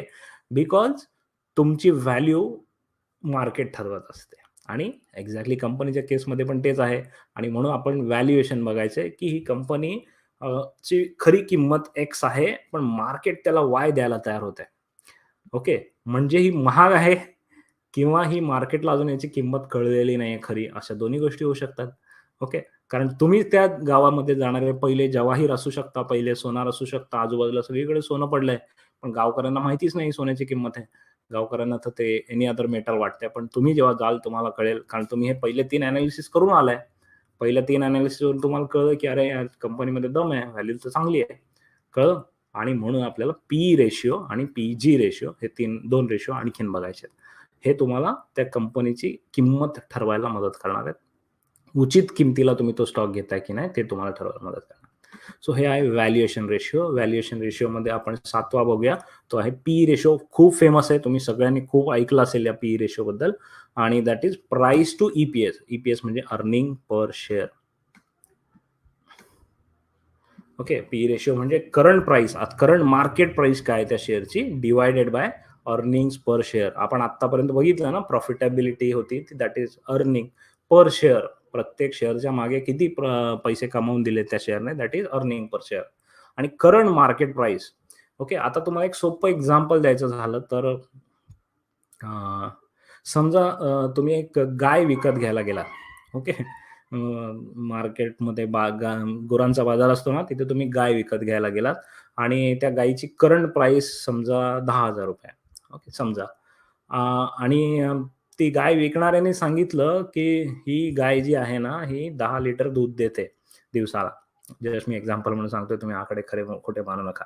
सो 10 लिटर दिवसाला दूध देते, चांगली दुभती गाय आहे आणि याची प्राइस ₹10,000 आहे.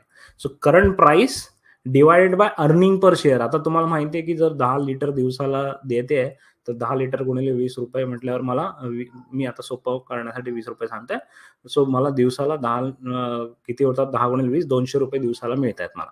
ओके. ₹200 दिवसाला मिळतात. मग तुम्हाला वर्षभरात किती मिळतील त्याचं कॅल्क्युलेशन करा आणि मग त्याच्यावरून ठरवा, की ही प्राइस योग्य आहे की नाही आहे. Okay. That is called as P ratio. P ratio आपल्याला सांगतो, की तो शेअर महाग आहे की स्वस्त आहे. त्याची किंमत आणि त्याची ॲक्चुअली कमवून देण्याची ताकद. किंमत म्हणजे करंट प्राइस, कमवून देण्याची ताकद म्हणजे earning per share. Okay. So लक्षात आलं तुम्हाला पी रेशिओ काय आहे? अगेन सेम गोष्ट जी मगाशी आपण केली. आपल्याला काय बघायचं होतं, कंपनी ही त्याच्या सेक्टर बरोबर कंपेअर करून बघायची. कारण आय-टी कंपन्यांचा पी रेशिओ खूप जास्त असू शकतो. ओके. मे बी तुम्ही एखादी मेटलची कंपनी शोधलात आयर्नची वगैरे, तर त्याचा पी रेशिओ कदाचित एवढा जास्त नसेल. ओके. कारण current price divided by earning per share, profitability प्रत्येकाची वेगवेगळी आहे आणि म्हणून पी रेशिओ तुम्हाला नेहमी सेक्टरच्या पी बरोबर कंपेअर करायचा असतो, की ही कंपनी तर 20 समजा एखाद्या कंपनीचा पी रेशिओ 20 आहे. ओके समजा. आणि दुसऱ्या त्याच सेक्टरमधल्या कंपनीचा पी रेशिओ 25 आहे. तर तुम्ही म्हणाल, की "अरे बापरे! 25 वाली आहे म्हणजे जास्त महाग आहे." पण जास्त महाग लोक पैसे कोणासाठी देतात जास्त? जे चांगले आहे त्याच्यासाठी पैसे देतात. लक्षात आलं? सो हा पी रेशिओ आहे ना, हा थोडा ट्रिकी आहे. हा आपल्याला पाहिजे कमी. कारण अर्निंग्स जास्त पाहिजे ना आपल्याला. जर तुम्ही या फॉर्म्युलामध्ये बघितलं तर खालची बाजू आपल्याला जास्त पाहिजे. ओके. म्हणजेच काय, पी रेशिओ जेवढा कमी तेवढा चांगला. पण रिॲलिटीमध्ये तसं नसतं. कारण जे एनालिस्ट आहेत, जे इन्व्हेस्टर आहेत, त्यांना माहिती आहे, की हा जो घोडा आहे ना, याच्यावर मी जास्त पैसे लावले पाहिजे, ह्याला जास्त किंमत दिली पाहिजे, कारण हा भविष्यात मला जास्त रिटर्न देणार आहे. कारण ते सगळा अभ्यास करून आलाय. जसं तुम्ही आता 6 रेशिओ बघितले, तसं एनालिस्टने सगळे बघितले. त्याच्यामुळे त्याची किंमत वाढलेली आहे. ओके, लक्षात आलं. सो पी रेशिओ खूप जास्त असला तर महाग असतो स्टॉक असं बरेच जण म्हणतात आणि जायचं नाही तिकडे असं पण म्हणतात. पण इट डिपेंड्स. इथे खरं तुमचं लॉजिक कामाला येणार आहे. त्या कंपनीचा अजून डीप अभ्यास कामाला येणार आहे, की खरंच ती कंपनी पुढे जाऊन वाढणार आहे का? त्याला पोटेन्शियल आहे का? त्याचं नवे प्रॉडक्ट्स लॉन्च करतायत का? मॅनेजमेंट कशी आहे? हिस्ट्री आहे का? हा थोडा अभ्यास तुम्हाला या पॉइंटला करावा लागणार आहे. पण पी रेशिओ नुसताच बघितला आणि जर तो तुम्ही बघितलात, की ह्या कंपनीचा पी रेशो त्यांच्या सेक्टरपेक्षा कमी आहे, तर तुम्ही म्हणाल, की "अरे, याची व्हॅल्युएशन खरी कमी आहे." म्हणजे कंपनीत दम आहे, पण लोकांना अजून भाव कळलेला नाही याचा खरा भाव. मग याचा अर्थ तुम्हाला तो शेअर स्वस्तात मिळतोय. कळलं? पी रेशो जास्त म्हणजे शेअर महागात मिळतोय आणि पी रेशो कमी म्हणजे शेअर स्वस्तात मिळतोय. एखादा शेअर ₹10 चा असेल, ओके. तुम्हाला वाटेल हा स्वस्तात मिळतोय, पण तसं नसतं. त्याचा पी रेशिओ चेक करायचा. पी रेशिओ त्याचा 100 असेल, तर तो खूप महाग आहे. पण तो शेअर मे बी ₹10,000 चा असेल आणि त्याचा पी रेशिओ 4 असेल, तर तो खूप चांगल्या व्हॅल्यूला तुम्हाला मिळतोय. लक्षात आलं? तो जी दिखाव्याची किंमत असते त्याच्यावर जायचं नाही. पी रेशिओ चेक करायचा. ओके. आणि कंपनीचा पी रेशिओ सेक्टरच्या रेशिओपेक्षा कमी असला, तर याचा अर्थ काय आहे? याचा अर्थ, की आत्ता ही कंपनी चांगली आहे, अजून लोकांना त्याची खरी व्हॅल्यू कळलेली नाहीये. म्हणजे मी लवकर एंट्री घेतोय. लक्षात आलं? जसं लोकांना त्याची व्हॅल्यू कळेल, त्याची किंमत वाढत जाईल आणि मग नंतर सगळी व्हॅल्यू वाढल्यानंतर तुम्ही आलात, तर तुम्ही त्याच्यामध्ये फसू शकता. Okay. Technically it should be as low as possible.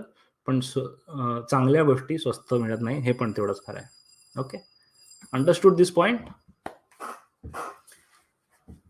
हा पॉइंट एक सगळ्यात जास्त थोडासा समजण्यासाठी कठीण आहे. त्याच्यामुळे काही प्रश्न असले तर मला इथे विचारा आणि हा सब्जेक्टिव्ह आहे. मगाशी आत्तापर्यंत आपल्याला क्लिअर कट नंबरमध्ये समजत होतं ना, आकड्यांमध्ये.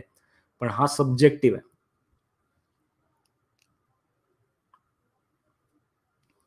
येस. रमण सर, मी सुरुवातीला सांगितलं, की हा जो आपला पॅरामीटर आहे व्हॅल्युएशनचा, हा मार्केटवर डिपेंड आहे. External parameter.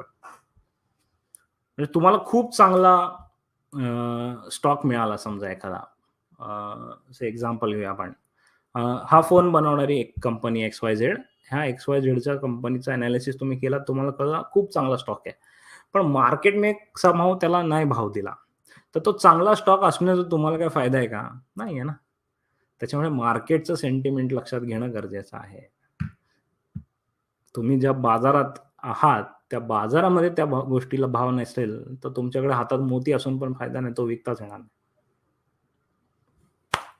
Okay. Any questions please ask.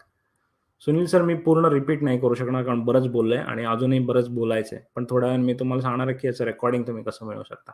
Specific प्रश्न असले तर मला विचारा.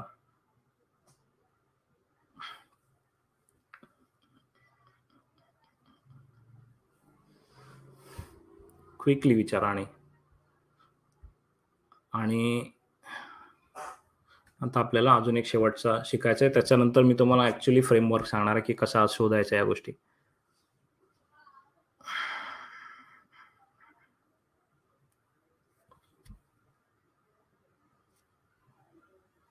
हां, न्यू कंपनीला पी रेशिओ अस्तित्वातच नसेल ना, जोपर्यंत त्यांचा अर्निंग पर शेअर डिक्लेअर होत नाही, पहिल्या वर्षाचं फायनान्स येत नाही, तोपर्यंत कळत नाही. पण जनरली स्टॉक मार्केटमध्ये न्यू कंपनी नसतेच ना. एक कंपनीचा एक टर्नओव्हर झाल्यानंतर ती स्टॉक मार्केटमध्ये येते. सो तो तसा तुम्हाला फार जास्त त्याच्यामध्ये डिफरन्स नसतो. पहिल्या वर्षाचा रिझल्ट जरी बघितलात, तरी तो तुम्ही मागच्या 2-3 वर्षाचे रिझल्टचे कंपेअर करू शकता. But only thing is this is subjective. परत-परत मी सांगतोय, इथे आपल्याला पी रेशो कशासाठी वापरायचा आहे, की ज्या प्राइसला मी घेतोय, ती महागाची प्राइस आहे की स्वस्तातली प्राइस आहे? व्हॅल्यू आहे ना. मी एखादा iPhone घेतला आणि बी ग्रेड, सी ग्रेड टाउनमध्ये जाऊन कोणाला विकायचा प्रयत्न केला समजा एखाद्या गावामध्ये वगैरे, तर तो फोनला व्हॅल्यू नाही देणार लोक ना. पण तेच जर मी दिल्लीसारख्या शहरामध्ये गेलो आणि सांगितलं की iPhone देतोय, तर लोक लाईन लावतील. याचाच अर्थ काय आहे, की मार्केटवर डिपेंड असते व्हॅल्यू. मार्केटवर पण डिपेंड असते व्हॅल्यू. रोहनजी, पी रेशिओ जो आहे तो बँकिंगसाठी वापरता येतो, पण हे सगळे नाही वापरता येत. जे फ्रेमवर्क मी सांगणार आहे ते नाही बँकिंगसाठी वापरणार. पण इन जनरल पी रेशिओ वापरता येईल बँकिंगसाठी. बिकॉज इट्स एक्सटर्नल ना.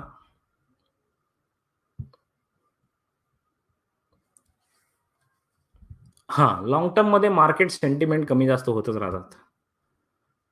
ज्याला आज व्हॅल्यू वाटते त्याला कधी उद्या व्हॅल्यू वाटणार नाही. पण म्हणून आपण लाँग टर्मचा प्लॅन करतो ना, तर जर 3 वर्षाचा प्लॅन केला, तर त्यामध्ये कमी जास्त होऊन ते स्ट्रेट लाईन होऊन जाते. म्हणजे एकतर खाली जाईल किंवा वर जाईल. पण असं रोज-रोजच्या धक्क्याचं टेन्शन येणार नाही तुम्हाला. पहिले जे 6 पॅरामीटर्स आपण अभ्यास केला, ते खरे तर त्याचा इंटरनल अभ्यास होता म्हणजे व्हॅल्यू शोधण्यासाठी. खरंच ही कंपनी मला घ्यायला आवडेल का? व्हॅल्युएबल आहे का? आणि घ्यायला आवडेल हे डिसिजन झाल्यानंतर मग तुम्ही पी रेशिओ बघता, की याचा बाजाराचा काय भाव आहे? बाजाराला काय वाटतंय? त्यांना पण घ्यावंसं वाटतंय, की त्यांना घ्यावंसं नाही वाटत आहे? Okay, good. सो आता लास्ट पॉइंट आपण बघतोय, that is price to earning growth. आणि त्याच्यानंतर मी तुम्हाला फॉर्म्युला सांगणार आहे, ज्याच्यामध्ये आपण हे सगळे अटीच्या अटी बसवणार आहोत आणि हे अटी रेशिओ 4 मिनिटात कसे शोधायचे ते पण मी सांगणार. ओके, सो पुढचा रेशिओ हा त्या पहिल्या रेशिओ पासूनच येतोय. म्हणजे याला म्हणतात पेग रेशिओ, पीजी रेशिओ. पहिला आपण प्राइस टू अर्निंग रेशिओ काढला. ओके, त्याला डिवायडेड बाय ग्रोथ, प्रॉफिटची ग्रोथ. आता हे का काढलं ते पण तुम्हाला सांगतो. पीजी रेशिओ का महत्वाचा आहे ते पण तुम्हाला सांगतो. मग असंच एक्झाम्पल घेऊया आपण, जे गाईचं एक्झाम्पल घेतलं ना, की तुम्ही गाय घेताना 10,000ला घेतली, जी 10 लिटर दूध देते. ओके, पण ही आज 10 लिटर दूध देते. पण जर ती गाय पुढचे 3 वर्ष तसं देणार नाही किंवा देईल, हे तुम्हाला माहिती पाहिजे की नको? म्हणजे आज असेल तर ती फ्लक्च्युएटिंग आहे ना, पण ती याच्यापूर्वी देत होती, कन्सिस्टंटली देते आहे. आज तिचं एज आहे, म्हणजे पुढे आणखीन 3 वर्ष, 4 वर्ष मला देईल. म्हणजे काय, प्रॉफिट ग्रोथ एक्स्पेक्टेड आहे. नुसतं आजचा भाव बघून, आजचं त्याचे रिटर्न्स बघून फायदा नाही. तर मला पोटेन्शियल रिटर्न्स पण बघितले पाहिजेत ना. आणि म्हणून तुम्हाला हा प्रॉफिट ग्रोथ किती एक्स्पेक्टेड आहे त्याचा अभ्यास करावा लागतो. ऑब्व्हियसली हा अभ्यास आपल्याला करायची गरज नाही. सगळे अॅनालिस्ट करतात, एका वेबसाईटवर टाकतात, आपल्याला तिथून तो डेटा घ्यायचा आहे. तो आपण आता घेणार आहोत 5 मिनिटात. पण कॉन्सेप्टमध्ये समजून जा, की आपण आधी पी रेशिओ बघितला आणि तो पी रेशिओ त्या दिवशी, त्या पर्टिक्युलर वर्षासाठीचा होता अर्निंग पर शेअर. पण हीच अशीच अर्निंग मिळत राहणार आहे का? ह्याची काय गॅरंटी आहे? ह्याचा अभ्यास केला जातो. ट्रेंड अनालिसिस केला जातो, मागचा ट्रेंड बघितला जातो. त्याच्यावरून तुमची प्रॉफिट ग्रोथ किती एक्स्पेक्टेड आहे ते बघितलं जातं आणि त्याच्यातून पीजी रेशिओ जन्माला येतो. अगेन पीजी रेशिओमध्ये P divided by profit growth. आपल्याला प्रॉफिट ग्रोथ जास्त पाहिजे ना, म्हणून हा it should be as low as possible. दोन्ही पी रेशिओ आणि पीजी रेशिओ दोन्ही असले पाहिजेत ॲज लो ॲज पॉसिबल, पण रियालिटीमध्ये नॉट नेसेसरी की ते तसेच असतील. लक्षात आलं? P ratio, PG ratio. Any questions, queries, please ask. आणि जर प्रश्न नसतील तर मला इकडे VR असं टाईप करून सांगा, मग मी तुम्हाला ऍक्च्युअली फ्रेमवर्ककडे घेऊन जाईन.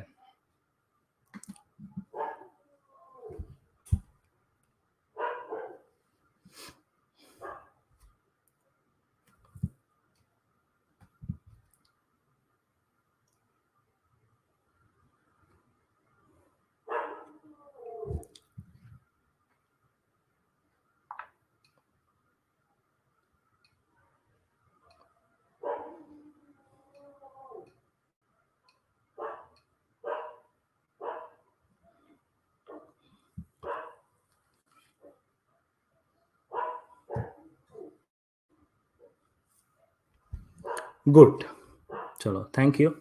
आता आपले हे कॉन्सेप्च्युअल लेवलवर हे आपले 8 पॅरामीटर शिकून झालेले आहेत. ठीक आहे. आता ऍक्च्युली त्याचं कॉन्सेप्ट झालेत. आता आपण ऍक्च्युली त्याच्यासाठी प्रॅक्टिकल बघायला चाललोय, की हे कॉन्सेप्ट मी रिअल लाईफमध्ये कसे वापरू. ओके, तर त्याच्यासाठी तुम्हाला पहिल्यांदा मी सांगतो, एक मी इथे एक्सेल शीट बनवलेली आहे. ओके, ही एक्सेल शीट तुम्हाला आय एम नॉट शुअर दिसते का, जस्ट अ मिनिट. नसेल दिसत, एकच minute. Share, stop screen, share screen, chrome tab, excel sheet. I hope आता दिसत असेल. ओके, दिसते.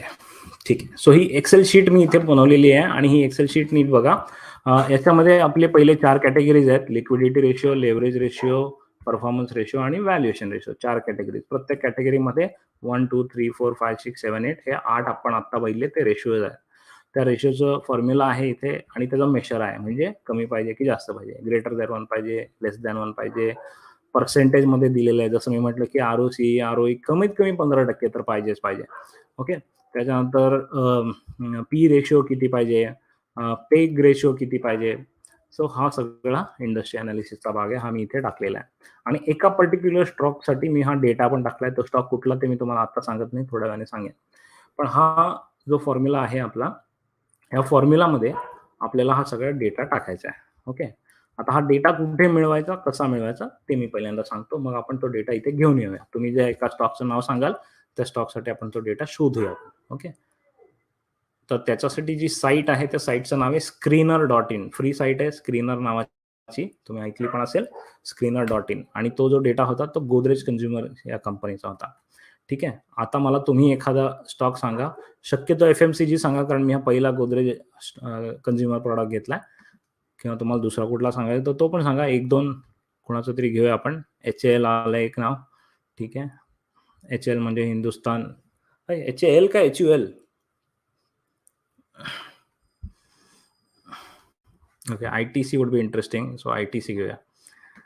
ठीक आहे. सो ITC घेऊया. ओके. हा screener.com मध्ये जर तुम्ही गेलात, इथे तुम्हाला फ्री अकाउंट बनवता येतं. फ्री अकाउंट बनवा. मग स्टॉकचं नाव टाका. ITC लिमिटेड घेतला मी इथे. ओके. आता ITC लिमिटेड घेतला ना, तर इथेच तुम्हाला सुरुवातीला टेबलमध्ये आपल्याला जे पाहिजे त्या सगळ्या व्हॅल्यू मिळतील. जर तुम्हाला नाही दिसल्या, तर तुम्हाला त्या ॲड कराव्या लागतील. मी क्विकली तुम्हाला ॲड कसं करायचं सांगतो. ठीक आहे. सो इथे बघा, इथे तुम्हाला एडिट रेशोचा ऑप्शन दिसतोय.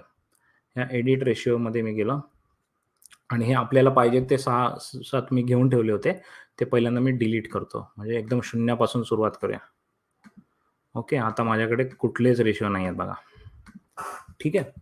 हा जो स्टॉक आहे त्याच्यात मला हे यांनी खूप सारे रेशिओज दिलेले आहेत. ओके. आणि ह्याच्यातून आपल्याला आपले शोधून घ्यायचे आहेत. सो पहिला आपला होता करंट रेशिओ. ओके. जसं तुम्ही ते टाईप कराल तो देईल तुम्हाला करंट रेशिओ. ठीक आहे. हा बघा इथे आला, मी त्याला सिलेक्ट केला, हा इकडे दिसायला लागला. दुसरा होता क्विक रेशिओ. हा क्विक रेशिओ आला, तो क्विक रेशिओ टाईप केला. त्याच्यानंतर तिसरा होता डेट टू इक्विटी रेशिओ, हा डेट टू इक्विटी रेशिओ आला. ओके. चौथा होता interest coverage. Interest coverage ratio होता, हा पण मी टाकला. 4 झाले. त्याच्यानंतर प्रॉफिटेबिलिटीचे रेशिओ होते, ज्याच्यामध्ये मला बघायचं होतं रिटर्न ऑन कॅपिटल एम्प्लॉईड, हा ROCE आला. दुसरा रिटर्न ऑन इक्विटी, हा ROE आला. ओके. हे दोन्ही आले. त्याच्यानंतर पुढचं होतं व्हॅल्युएशन. व्हॅल्युएशनमध्ये आपल्याला बघायचं होतं काय होतं, पी रेशिओ ना, पी रेशिओ. हा PG मिळाला मला आणि पी रेशिओ तो E स्टँड्स फॉर काय होता तो, प्राइस टू अर्निंग. ओके. हा बघा प्राइस टू, हा पहिलाच आहे, price to earning. Okay. Price to earning. आणि एक गोष्ट आपल्याला अजून इथे बघायची, मी म्हटलं ना की प्राइस टू अर्निंग आपल्याला इंडस्ट्री बरोबर कम्पेअर करायचे, तर आपल्या इथे इंडस्ट्री बी पण दिसतं बघा, तो पण घेऊया. ठीक आहे. सो आपल्याला जे 8 पाहिजे होते ते, आणि 9वा हा इंडस्ट्रीचे कम्पेअर करण्यासाठी मी घेतलाय. बाकीचे पण तुम्ही घेऊ शकता. आत्ता पुरता सोपं करण्यासाठी मी 8च घेतोय जे आपण अभ्यासलेत, आणि हे सेव्ह केलं. आता बघा आपल्याला हा ITCचा डेटा मिळेल. ओके. ITCचा हा डेटा आपल्याला मिळतो. पहिला होता current ratio. Current ratio is 2.81. Okay. मग मी इथे चार्टमध्ये गेलो, स्टॉक टू इज ITC, त्याचं नाव लिहिलं आणि त्याचा पहिलं लिहिलं किती होता, 2.81 होता ना, 2.81. दुसरा होता क्विक रेशिओ. मग मी परत गेलो क्विक रेशिओकडे बघायला. क्विक रेशिओ कुठे दिसतोय का तुम्हाला, हा बघा इथे 1.92. मग मी इथे गेलो आणि बघितलं, ह्याला टाकलं 1.92. आता इथे बघा करंट रेशिओ 1 पेक्षा जास्त पाहिजे, हा 1 पेक्षा खूप जास्त आहे. ओके. करंट क्विक रेशिओ 1 पेक्षा जास्त पाहिजे, हा पण 1 पेक्षा ऑलमोस्ट डबल आहे. याचा अर्थ काय, ITCची लिक्विडिटी सिच्युएशन एकदम मस्त आहे. असेट रिच आहे कंपनी, भरपूर असेट्स आहेत त्याच्याकडे. ओके. सिंपल अर्थ लगेच आपल्याला कळला. त्याच्यानंतर पुढचं आहे डेट टू इक्विटी आणि इंटरेस्ट कव्हरेज. मग परत बघूया आपण डेट टू इक्विटी मध्ये गेलो, कुठे दिसतंय काय ते डेट टू इक्विटी तुम्हाला? हां, डेट टू इक्विटी 0. सो कर्ज नाही आहे. ओके, एकदम निग्लिजिबल आहे, 0 कर्ज आहे. आय-टी-सीकडे एवढी कॅश आहे की त्यांना कर्ज घेण्याची गरजच नाही आहे. सो एकदम आयडियल सिच्युएशन मिळाली बघा आपल्याला. So this is 0. Very, very good. Debt free company. त्याच्यानंतर इंटरेस्ट कव्हरेज. तर ऑब्व्हियसली डेट फ्री असल्यामुळे इंटरेस्ट कव्हरेजचं काहीच नसेल इकडे. बघूया मोठ्या दिसतंय का आपल्याला? Interest coverage. ओके, 528. सो जे काही एकदम मायनर आहे, छोटं-मोठं असेल त्यांचं काहीतरी हे त्याच्यावरचा इंटरेस्ट आहे. Just a minute. हा 528 आहे. हा 1 पेक्षा जास्त पाहिजे. हा कितीतरी जास्त आहे बघा. म्हणजे त्यांच्याकडे इंटरेस्ट एकदम नॉमिनल आहे, एकदम नावापुरता आहे. त्याच्यानंतर पुढचे आहेत 2 आर-ओ-सी-ई आणि आर-ओ-ई. आर-ओ-सी आहे 33.7 आणि आर-ओ-ई आहे 24.8. ओके, 33.7 आणि 24.8. 33.7 आणि 24.8. आता बघा, हा किती पाहिजे आपल्याला? मोर दॅन 15% पाहिजे. हा दुपटीपेक्षा जास्त परतावा देतोय. ओके, आणि आर-ओ-ई मोर दॅन 15 पाहिजे. हा पण खूप चांगला तुम्हाला परतावा देतोय. So 24% is a very good returns. त्याच्यानंतर उरलेले 2 आहेत. मार्केटला त्याच्याबद्दल काय वाटतंय? पी रेशो आणि पी-जी रेशो बघूया. सो आय-टी-सीचा P ratio. I am so sorry. I think तुम्हाला स्क्रीन दिसत नाही. I am really sorry. मला परत करावं लागेल. ठीक आहे, just a minute. I am sorry, my apologies. मी परत करणार आहे, डोंट वरी. परत करतो. पूर्ण स्क्रीनच कव्हर करतो, म्हणजे आता सगळं दिसेल तुम्हाला. I am sorry. सो मी इथे स्क्रीनरमध्ये आलेलो. इथपासून तुम्हाला पुढचं दाखवतो. Okay, sorry. आता तुम्ही परत एकदा फोकस करा, पूर्ण तुम्हाला दाखवेन. ठीक आहे, आपण इथे आलोय स्क्रीनरमध्ये. मी इथे स्क्रीनरमध्ये जातो. ओके, आणि ह्या screener.com साईटमध्ये तुम्ही तुमचा स्टॉक निवडू शकता. स्टॉक होता आपला आय-टी-सी. सो मी इथे आय-टी-सी टाईप केला. हा मला इथे आय-टी-सी दिसला. ठीक आहे, आय-टी-सी इथे स्टॉक मला दिसला. आय-टी-सी स्टॉक दिसल्यानंतर इथे सुरुवातीलाच आपल्याला हे सगळे पॅरामीटर्स दिसतात.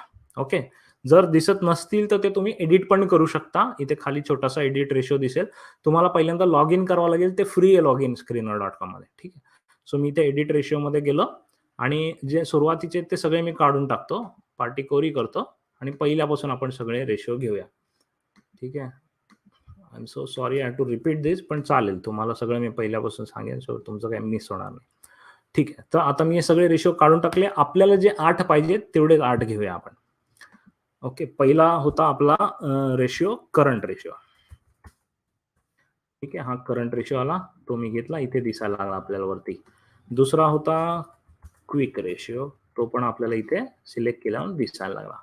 त्याच्यानंतर पुढचा आपल्याला होता कोणता होता बरं? हां, debt to equity interest coverage. ठीक आहे, सो आपण जाऊया डेट टू इक्विटी बघायला. डेट टू इक्विटी बघितला आणि इंटरेस्ट कव्हरेज बघितला. 2 आले. त्याच्यानंतर आपल्याला बघायचा होता प्रॉफिटेबिलिटीचा रिटर्न ऑन कॅपिटल एम्प्लॉईड मिळाला. हा पहिलाच मिळाला इकडे, आणि रिटर्न ऑन इक्विटी हा तिसरा मिळाला. 6 झाले. 2 अजून बाकी आहेत. P-E ratio. ओके, पीईला ते काय price to earning ratio. Price to earning ratio हा बघा आपल्याला इथे पहिला मिळाला पी रेशो, आणि पेग रेशो पण पाहिजे होता आपल्याला, तो इथे पेग रेशो मिळाला. ओके, एक गोष्ट आपल्याला आणखीन घ्यायची ते म्हणजे इंडस्ट्री पी, कारण आपल्याला इंडस्ट्री बरोबर कम्पेअर करायचं आहे, म्हणून मी इंडस्ट्री पी पण घेतली. सो हे 3 गोष्टी मला इथे मिळाल्या. सगळे मिळून टोटल 9 पॅरामीटर झाले, कारण 8 ऑलरेडी आपले 8 रेशो होते आणि एक इंडस्ट्रीचा आपण घेतला, आणि मग मी हे सेव्ह केलं. ठीक आहे, अशा प्रकारे स्क्रीनरमध्ये कुठल्याही स्टॉकचा तुम्हाला डेटा इथे मिळायला सुरुवात होईल. ओके, आणि हे मी इथलाच बघून तो कॉपी करत होतो एक्सेल शीटमध्ये, जो तुम्हाला दिसत होता मगाशी. तर परत एकदा बघूया आपण. ठीक आहे, आय-टी-सीचा करंट रेशो किती होता ते बघूया. मला जस्ट कमेंटमध्ये दिसू द्या. ओके, सो इथे मी आलो आय-टी-सी मध्ये. आता आय-टी-सी मध्ये गेलो, करंट रेशो शोधला. कुठे दिसतोय मला करंट रेशो? हा बघा, हा करंट रेशो आहे 2.81. मग म्हणून मी तो एक्सेल शीटमध्ये इथे लिहून घेतला 2.81. मग quick ratio 1.92, debt to equity 0. तर हे बघा इथे आपल्याला दिसतंय quick ratio 1.92. Debt to equity 0, कारण कर्जच नाही आहे आयटीसी बँकेकडे, एकदम नाममात्र कर्ज आहे, negligible. Okay, interest coverage 528 days. Okay, so चांगला आहे, डेजमध्ये नाही आहे हा, रेशिओमध्ये. त्याच्यानंतर पुढे आहे ROCE आणि ROE, return on capital employed आणि रिटर्न ऑन इक्विटी. सो बघा ROCE किती आहे, 33% आहे. म्हणजे त्यांनी बाजारातून ₹100 घेतले बिझनेस करायला, त्याला ₹33 फायदा परत देतात बाजाराला. ओके, ROE मध्ये 24%, म्हणजे ऍक्च्युअली शेअर होल्डरला 24% रिटर्न्स मिळतात. ठीक आहे, सो हे 33 आणि 24, आपला जो फॉर्म्युला होता 15 पेक्षा जास्त पाहिजे, त्याच्यात हा बरोबर बसलाय बघा. ओके, हा वाला आयटीसी. त्याच्यानंतर अजून शेवटचे 2 राहिलेत. एक आहे पी रेशिओ, दुसरा आहे पीजी रेशिओ. ठीक आहे, आपण बघूया याचा पी रेशिओ किती आहे. प्राइस टू अर्निंग रेशिओ आहे 22. ओके, मग ह्याला आपण इथे टाकूया 22 आहे. ओके, हा 22 आहे पी रेशिओ. त्याच्यानंतर पुढचं आहे पीईजी, प्रॉफिट ग्रोथ बघायची त्यांची. पीईजी आहे 2.64. 2.64. ओके, हा लेस दॅन 10% पाहिजे. सो हा पण मस्त आहे. लेस दॅन 10% म्हणजे खूपच कमी आहे. याचा अर्थ यांची प्रॉफिट ग्रोथ पण चांगली दिसते. सो आता तुम्ही जर बघितलं तर हा तुम्हाला सगळा डेटा शोधायला 4-5 मिनिटं लागली, 4 मिनिटं पण नाही लागली. ओके, सो इथपर्यंत तुम्हाला कळलंय का मला सांगा, मग मी पुढे अनालिसिस सांगेन.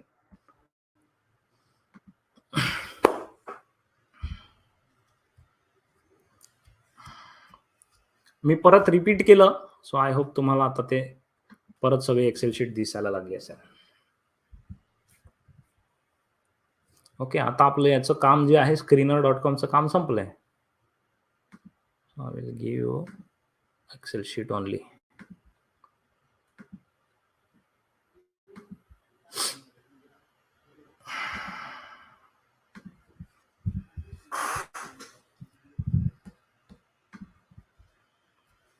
गुड. सो किती सोपं आहे बघा हे. एकदा कॉन्सेप्च्युअली आपल्याला गोष्टी कळल्या की ते शोधणं फार कठीण नाही, सगळं फ्रीमध्ये अवेलेबल आहे. एवढे दिवस आपण हे सगळे रेशिओ ऐकत पण होतो, बघत पण होतो, पण त्याचा अर्थ कसा लावायचा ते आपल्याला कळत नव्हतं. आय होप तुम्हाला आत्ता ते कळायला लागलं असेल. Suresh sir, ITC is not giving good return from last year because आपण लॉंग टर्म बघतोय. ओके, आणि मार्केट सेंटिमेंटवर कोणाचाच कंट्रोल नाही. मार्केट सेंटिमेंट आयटीसी मध्ये जात नाही, याचं कारण हे आहे की टोबॅको स्टॉक आहे. त्याच्यामुळे टोबॅको स्टॉकला शक्यतो इन्व्हेस्टर्स, चांगले इन्व्हेस्टर्स पैसे देत नाहीत, किंवा गव्हर्नमेंटचे कधीही रूल्स बदलू शकतात. त्या सगळ्या रिस्क आहेत त्याच्यामध्ये. आणि आयटीसी स्वतः किती वर्षांपासून प्रयत्न करते, कारण त्यांच्याकडे पैसा खूपच आहे, खूपच जास्त पैसा आहे, आणि त्यांना तो सिगरेट्स बिझनेसमध्ये टाकायचा नाही आहे, त्यांना तो वेगळ्या बिझनेसेसमध्ये टाकायचा आहे. म्हणून एफएमसीजी बिझनेसेस, अनेक हॉटेल्स, केवढे बिझनेसेस ट्राय करतायत, आणि एवढी कॅश रिच आहे त्याच्यामुळे त्यांना लगेच काही नुकसान होणार नाही. ते लॉंग टर्म मध्ये कुठला तरी एखादा बिझनेस त्यांचा क्लिक होईल, जो तो झाला की मग नंतर टोबॅको बिझनेस बंद करते. सो लॉंग टर्म प्लॅनच्या हिशोबाने ITC is a very good stock.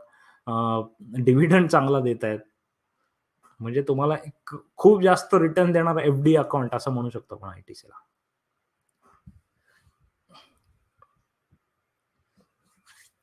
Okay, any questions? ESG, very good Ramanji. ESG म्हणजे इन्व्हेस्टर्स एन्व्हायरमेंटली कंपनी बरोबर आहे का ते बघतात. त्याच्यानंतर सोशल इम्पॅक्ट बघतात आणि गव्हर्नन्स बघतात, म्हणजे मॅनेजमेंट चांगली आहे. सो ESG इन्व्हेस्टमेंट आजकाल सध्या फार महत्वाचं आहे आणि लोक बघतात त्याच्याकडे.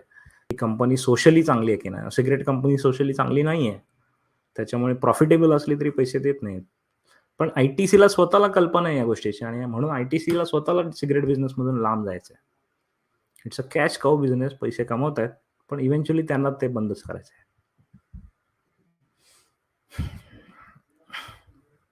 ओके, आता ही जी दुसरी कंपनी मी एक्झाम्पलसाठी घेतली होती, ही होती गोदरेज कन्झ्युमेबल, JCPL. आणि JCPLचे पण तुम्ही बघितलात तर बघा result, current ratio more than 1, quick ratio less than 1. Okay, quick ratio मध्ये बघा it should be more than 1, पण 0.9 आहे. याचा अर्थ काय की गोदरेज कंपनीने इन्व्हेंटरीमध्ये खूप पैसे गुंतवून ठेवलेत.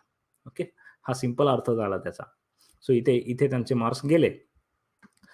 त्याच्यानंतर डेट 1 पेक्षा खूपच कमी आहे. इंटरेस्ट कव्हरेज 1 पेक्षा खूप जास्त आहे म्हणजे चांगलं आहे. त्याच्यानंतर रिटर्न्स ठीक-ठाक रिटर्न्स आहेत. 15% आपण मागतोय त्यांनी 18% दिलेत. ओके. सो चांगले रिटर्न्स पण त्यांनी दिलेत. डिझायरेबल रिटर्न्स आहेत. पी रेशिओ बघा आपण. पी रेशिओ जर तुम्ही बघितलं 43 आहे. आता तुम्हाला इंडस्ट्रीबरोबर कंपेअर करावं लागेल हां. पण तसं अदरवाईज बघायला गेलात तर हा जास्त आहे. पण जास्त काय आहे कारण Godrej कन्झ्युमेबल is a stable company. सगळ्यांना माहिती आहे गेले एक 100 वर्ष झाले गोदरेज कंपनी अस्तित्वात आहे आणि स्टेबली प्रॉफिट देतात, स्टेबली ग्रो होत आहे. सो सगळ्यांना कळलंय की ही चांगली कंपनी आहे म्हणून त्याचा भाव वाढलाय. सो मार्केटला माहिती आहे व्हॅल्यू जास्त आहे आणि म्हणून त्याची पी रेशिओ जास्त आहे. ओके. आणि second is P bye profit growth. So नुसती एका वर्षासाठी जास्त नाही, तर कन्सिस्टंटली प्रॉफिट ग्रोथ चांगली देत आहेत. ओके. हे तुम्हाला इथून दिसेल की प्रॉफिट ग्रोथ पण चांगली आहे. आता हा प्रॉफिट ग्रोथ पी रेशिओ आहे ना, काही साइट्सवर वेगळा दिसू शकतो तुम्हाला. कारण काही साइट्स 3 वर्षाचा प्रॉफिट घेतात, काही साइट्स 5 वर्षाचा घेतात, काही साइट्स क्वार्टरली घेतात. सो स्क्रीनरचं घ्या, आय थिंक ते 3 वर्षाचा घेतात. सो स्टेबल स्टँडर्डाइज सिस्टम वापरा. Okay. So this is what it is. आणि मग तुम्हाला सिम्पली काय करायचं आहे मित्रांनो, आता मी फायनल तुम्हाला एनालिसिस सांगतोय. Okay. I hope you are there. भूक नाही लागली ना अजून तुम्हाला? आणखीन 10 मिनिटं लागणार आहेत आपल्याला सेशन संपायला. ओके. सो मी आता फायनल एनालिसिस तुम्हाला सांगतोय कसा करायचा. सो मित्रांनो, हा एनालिसिस असा आहे की समजा आता हा स्टॉकचं तुम्ही बघितलं की मला मेजर पाहिजे 1. आपण आयटीसीच करूया. 1 पाहिजे, पण हा 1 पेक्षा खूप जास्त आहे. तर मी त्याला 1 मार्क दिला. ओके. दुसरं जर बघितलं करंट असेट्स ह्या पण बरोबर आहेत. त्याला पण मी 1 मार्क दिला.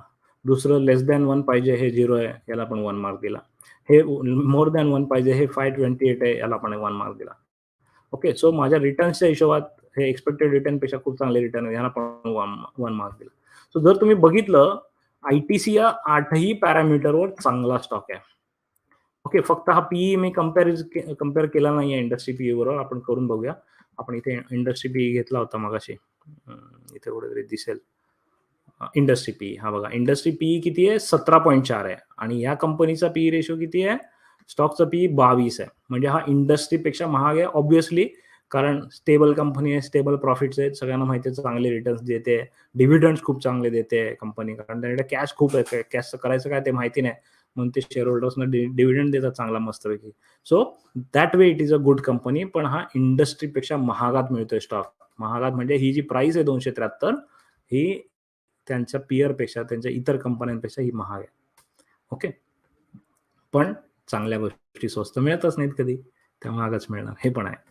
सो इथे तुम्हाला पाहिजे तर तुम्ही 0 देऊ शकता. इथे तुम्हाला पाहिजे तर तुम्ही 1 देऊ शकता. कारण हा सब्जेक्टिव्ह गोष्ट आहे. ओके. माझ्या केसमध्ये मी 1 दिला because I believe in the stock. पण जसं मी तुम्हाला सांगितलं, हा एकच पॅरामीटर आहे जिथे तुम्हाला अभ्यास करून तुमचं मत घ्यायचं आहे. ओके. बाकी तर तुम्हाला आकडे सांगतायत. सिमिलरली इथे पण तुम्ही सेम एनालिसिस करू शकता. करंट रेशिओ बरोबर आहे. पण हा क्विक रेशिओमध्ये मार खाल्ला. तो 0 झाला. ओके. बाकी सगळे पॅरामीटर्समध्ये बसतायत. ओके. अगेन ह्याचा इंडस्ट्री पी मी बघितला नाहीये. ह्याचा पण बघून टाकूया आपण. अरे ह्याचा इंडस्ट्री पी हाच आहे ना, आपण सेम इंडस्ट्री घेतलेली. सो 17 इंडस्ट्री पी आहे आणि याचा 43 आहे. म्हणजे गोदरेज कन्झ्युमेबल कायच्या काय महाग आहे. या आत्ताच जी काही प्राइस आहे, आजची प्राइस आहे त्या प्राइसला तो जास्त महाग आहे. पण सेम लॉजिक, महाग आहे म्हणून तो सोडायचा नाही. महाग आहे याचा अर्थ लोकांना त्याची खरी किंमत कळली आहे. ओके. आणि शेवटी हा पण पॅरामीटरमध्ये बसतोय. सो आता जर तुम्ही बघितलं, हे 2च सब्जेक्टिव्ह राहिल्या गोष्टी. इथे तुम्ही 0 पण देऊ शकता, इथे तुम्ही 1 पण देऊ शकता. ओके. आणि जर टोटल बघितली तुम्ही, या सगळ्याची टोटल काढली तर ह्याला 7 पॉइंट मिळालेत आणि आयटीसीची टोटल काढली तर ह्याला 8 पॉइंट मिळालेत. सो या दोघांच्या कंपॅरिझनमध्ये जर तुम्ही गेलात तर आयटीसी बेटर स्टॉक आहे या दोघांमध्ये. कळलं? असे तुम्ही अजून एफएमसीजी स्टॉक आणा, सगळ्याचा अभ्यास करा, सगळ्यांच्या पीई बद्दल सब्जेक्टिव्ह मत द्या आणि मग फायनल डिसाईड करा की तुम्हाला कुठल्या स्टॉकमध्ये जायचंय लॉंग टर्मसाठी. Okay friends. So this is ratio analysis for you.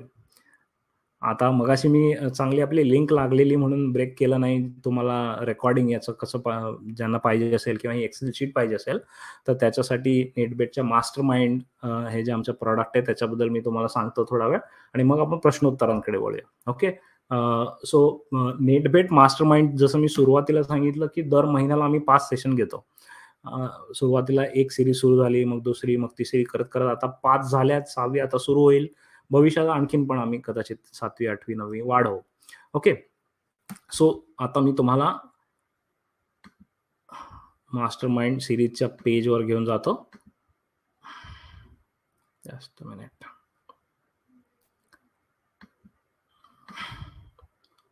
हां, आता तुम्हाला स्क्रीनवर दिसत असेल मित्रांनो, ही जी मास्टर माइंड सीरीज आहे, ह्या मास्टर माइंड सीरीजमध्ये आम्ही नेटबेट परिवारातील सदस्यांना विचाराने समृद्ध म्हणजे थिंक स्मार्ट, ज्ञानाने बलवान म्हणजे बुक स्मार्ट, तांत्रिकदृष्ट्या कुशल टेक स्मार्ट, आर्थिकदृष्ट्या सक्षम मनी स्मार्ट आणि व्यावसायिकदृष्ट्या सबळ म्हणजे बी स्मार्ट करतो. आत्तापर्यंत आपले 50 पेक्षा जास्त सेशन झालेत. आजचं मला वाटतं 51 किंवा 52वं सेशन आहे. ज्याच्यामध्ये थिंक स्मार्टमध्ये आपण फोकस कसा करावा, पैशाचे नियम, निगोशिएशन कसं करावं, डिसिजन कसं घ्यावं, long life, secret to long life, त्याच्यानंतर पर्च्युएशन सायन्स, माझ्या मनातली गोष्ट मी समोरच्याच्या मनात कशी उतरवू, समजावून कसं सांगू, strategic thinking, creative thinking, conflict management, वाद होतात एकमेकात ते कसे सॉल्व्ह करायचे, ह्या सगळ्या गोष्टी थिंकिंगशी रिलेटेड घेतल्या. हे जे मी मास्टर माइंड सिरीज करतो ना मित्रांनो, हे प्रॉपर MBA आहे. मराठीमधले MBA तुम्ही याला म्हणू शकता. ओके. सो ह्या ज्या सीरीज झालेल्या आहेत त्या सगळ्या सीरीजचं रेकॉर्डिंग आम्ही तुम्हाला एकत्रच देतोय आणि इथून पुढे वर्षभर ज्या सीरीज होतील त्याचं पण त्याच्यामध्ये लाईव्ह प्लस रेकॉर्डिंग आहे. सो असे हे मिळून साधारण पुढचे 70 एक सेशन, मागचे झालेले 50, सो साधारण 120 सेशन्स तुम्हाला मिळणार आहेत आणि त्याचं सगळ्याचं लाईव्ह प्लस रेकॉर्डिंग तुम्हाला फक्त 1850 या एका सोप्या प्राइसमध्ये मिळत आहे. 120 सेशन्स म्हणजे जर तुम्ही बघितलं याची किंमत, एका सेशनची किंमत ₹15 आसपास येते साधारण.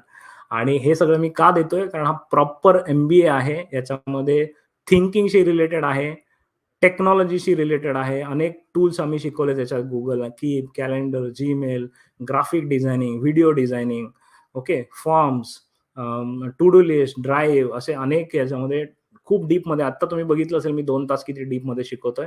असेच डीपमध्ये शिकवलेले आहेत. बुक स्मार्टमध्ये जगातली सर्वोत्तम पुस्तकं घेतलीत आम्ही.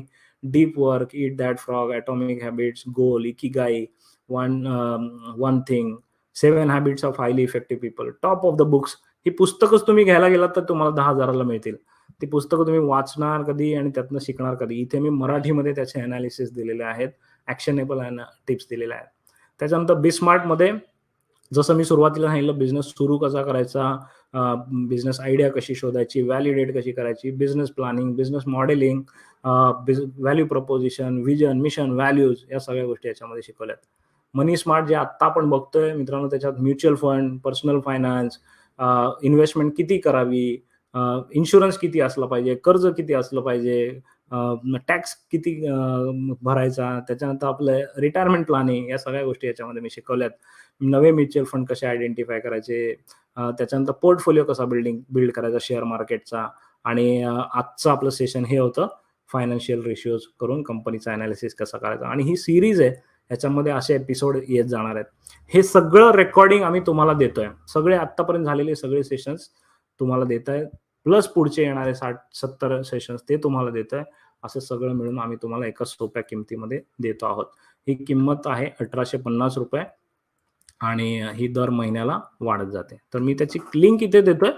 ही लिंक तुम्ही बघा, त्यावर क्लिक करा आणि त्यावर क्लिक करून तुम्ही परचेस करू शकता. ही जी प्राइस आहे 29 तारखेपर्यंत 30 तारखेपर्यंत आहे. 30 नंतर ही प्राइस बदलणार आहे. ओके. सो लिंक पण सोपी आहे. मी एक सोपी लिंक पण देऊन ठेवतो तुम्हाला, so that you will get idea. Just a minute. salil.pro/mastermind. आता बघा, एक वेगळी लिंक मी दिली आहे, लक्षात ठेवायला सोपी आहे. या लिंकवर क्लिक करून तुम्ही पेमेंट करू शकता. पेमेंट केल्या 15 मिनिटात तुम्हाला ईमेल येईल, ज्याच्यात ॲक्सेस असेल, लॉग इन आयडी, पासवर्ड असेल. तुम्ही जगाच्या कुठल्याही कोपऱ्यामधून नेटबेटच्या ॲपमध्ये हे सगळे विषय एकत्रितपणे शिकायला सुरू करू शकता. 1850 मध्ये 1 वर्षाचा ॲक्सेस आहे. सो वर्षभर तुम्ही कधीही आणि कितीही वेळा हे बघू शकता. ही सबस्क्रिप्शन आहे, सो दरवर्षी बदलत जातं. गेल्या वर्षी आम्ही सुरुवात केली तेव्हा या पूर्ण पॅकेजची प्राइस ₹499 होती. आता ती 1850 झालेली आहे आणि जून महिन्यापासून ती 2500 होणार आहे. सो ₹2500 1 जूनपासून असणार आहे किंमत. हे प्रॉपर MBA आहे. स्वतःमध्ये आमूलाग्र बदल तुम्हाला करायचा असेल तर त्याच्यासाठी हे जबरदस्त टूल आहे. ओके. मी इथे कमेंटमध्ये लिंक देतो आहे. या लिंकवर क्लिक करून तुम्ही आत्ता लगेच सहभागी व्हा आणि आत्ता मी सेशन प्रश्नोत्तरांसाठी पण ओपन करतोय. सो आत्ता आपण जे शिकलो त्याच्याबद्दल काही प्रश्न असतील, मास्टर माइंड सेशन बद्दल काही प्रश्न असतील तर ते पण मला विचारा.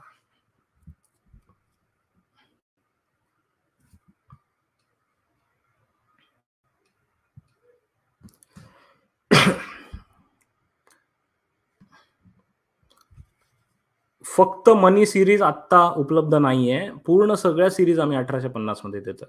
मनी सीरीज जेव्हा सुरू होईल तेव्हा 999च्या प्राइसने सुरू होईल. पण आत्ता लगेच नाहीये.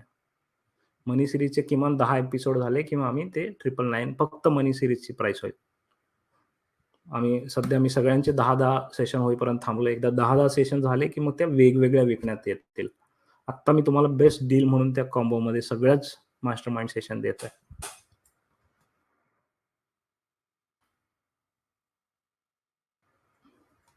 हे प्रॉपर MBA शिक्षण आहे, कारण बऱ्याच जणांचं 1 वर्षाचं आता रिन्युअल पण त्यांनी केलेलं आहे. कारण याच्यामध्ये व्हॅल्यू खूप जबरदस्त आहे. आणि डिजी स्मार्ट आता आपलं सुरू होणारच आहे सीरीज, सो ती पण त्याच्यात तुम्हाला मिळणार आहे. त्याच्यामध्ये डिजिटल मार्केटिंगशी रिलेटेड सेशन्स असतील. असेच एवढंच इन डेप्थ.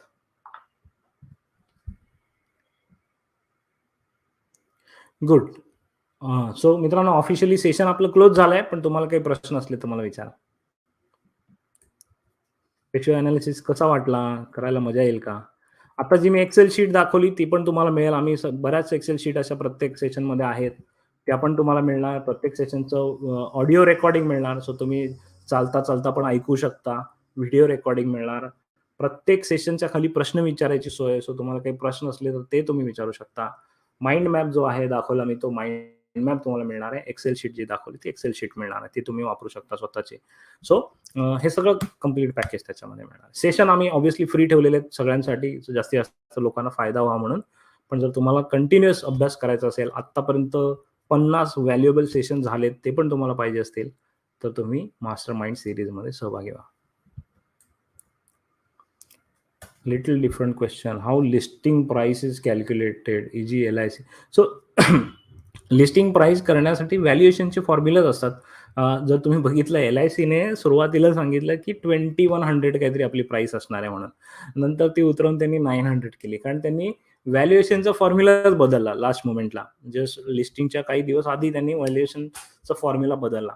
कारण बेसिकली IPO येत असताना कंपनी स्वतःचं व्हॅल्युएशन करते. कंपनी सांगते की माझ्याकडे जे उदाहरणार्थ Paytm किंवा LIC ह्यांच्या नावामध्ये, ब्रँडमध्ये एक व्हॅल्यू आहे. त्या व्हॅल्यूला कोणती किंमत लावायची कोणच नाही ठरवत.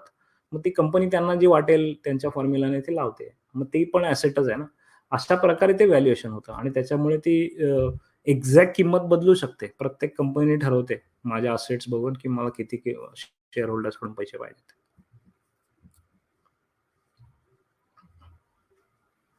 आणि मग IPO मध्ये इन्व्हेस्ट करताना इन्व्हेस्टर ठरवतो की ह्याने जी प्राइस लावली ती खरी आहे, बरोबर आहे की चुकीची आहे. इन्व्हेस्टरला उदाहरणार्थ मला वाटलं LICची प्राइस ₹900 खूपच जास्त आहे, म्हणून मी LICला टचच नाही केला. So exactly same. प्रत्येक रिटेल इन्व्हेस्टर ठरवतो ना. Good. Any other questions?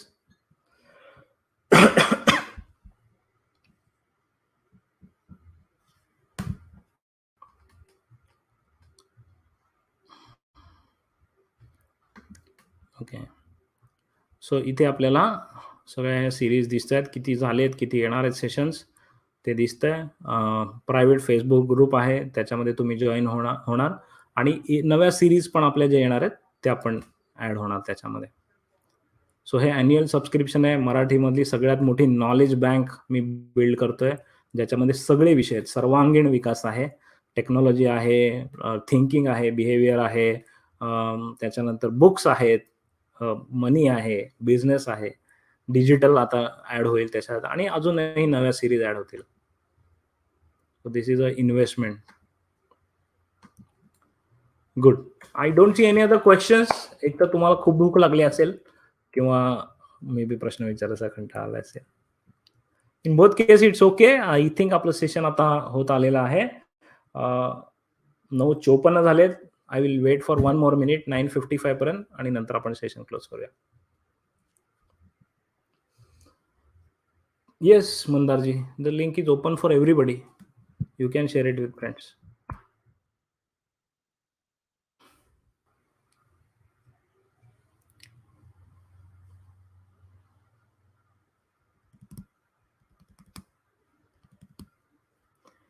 Good. Yes, it's 9:55. Thanks a lot मित्रांनो. आज मला शिकवायला खूप मजा आली. आय होप शिकायला तुम्हाला मजा आली असेल, काहीतरी नवीन शिकायला मिळालं असेल.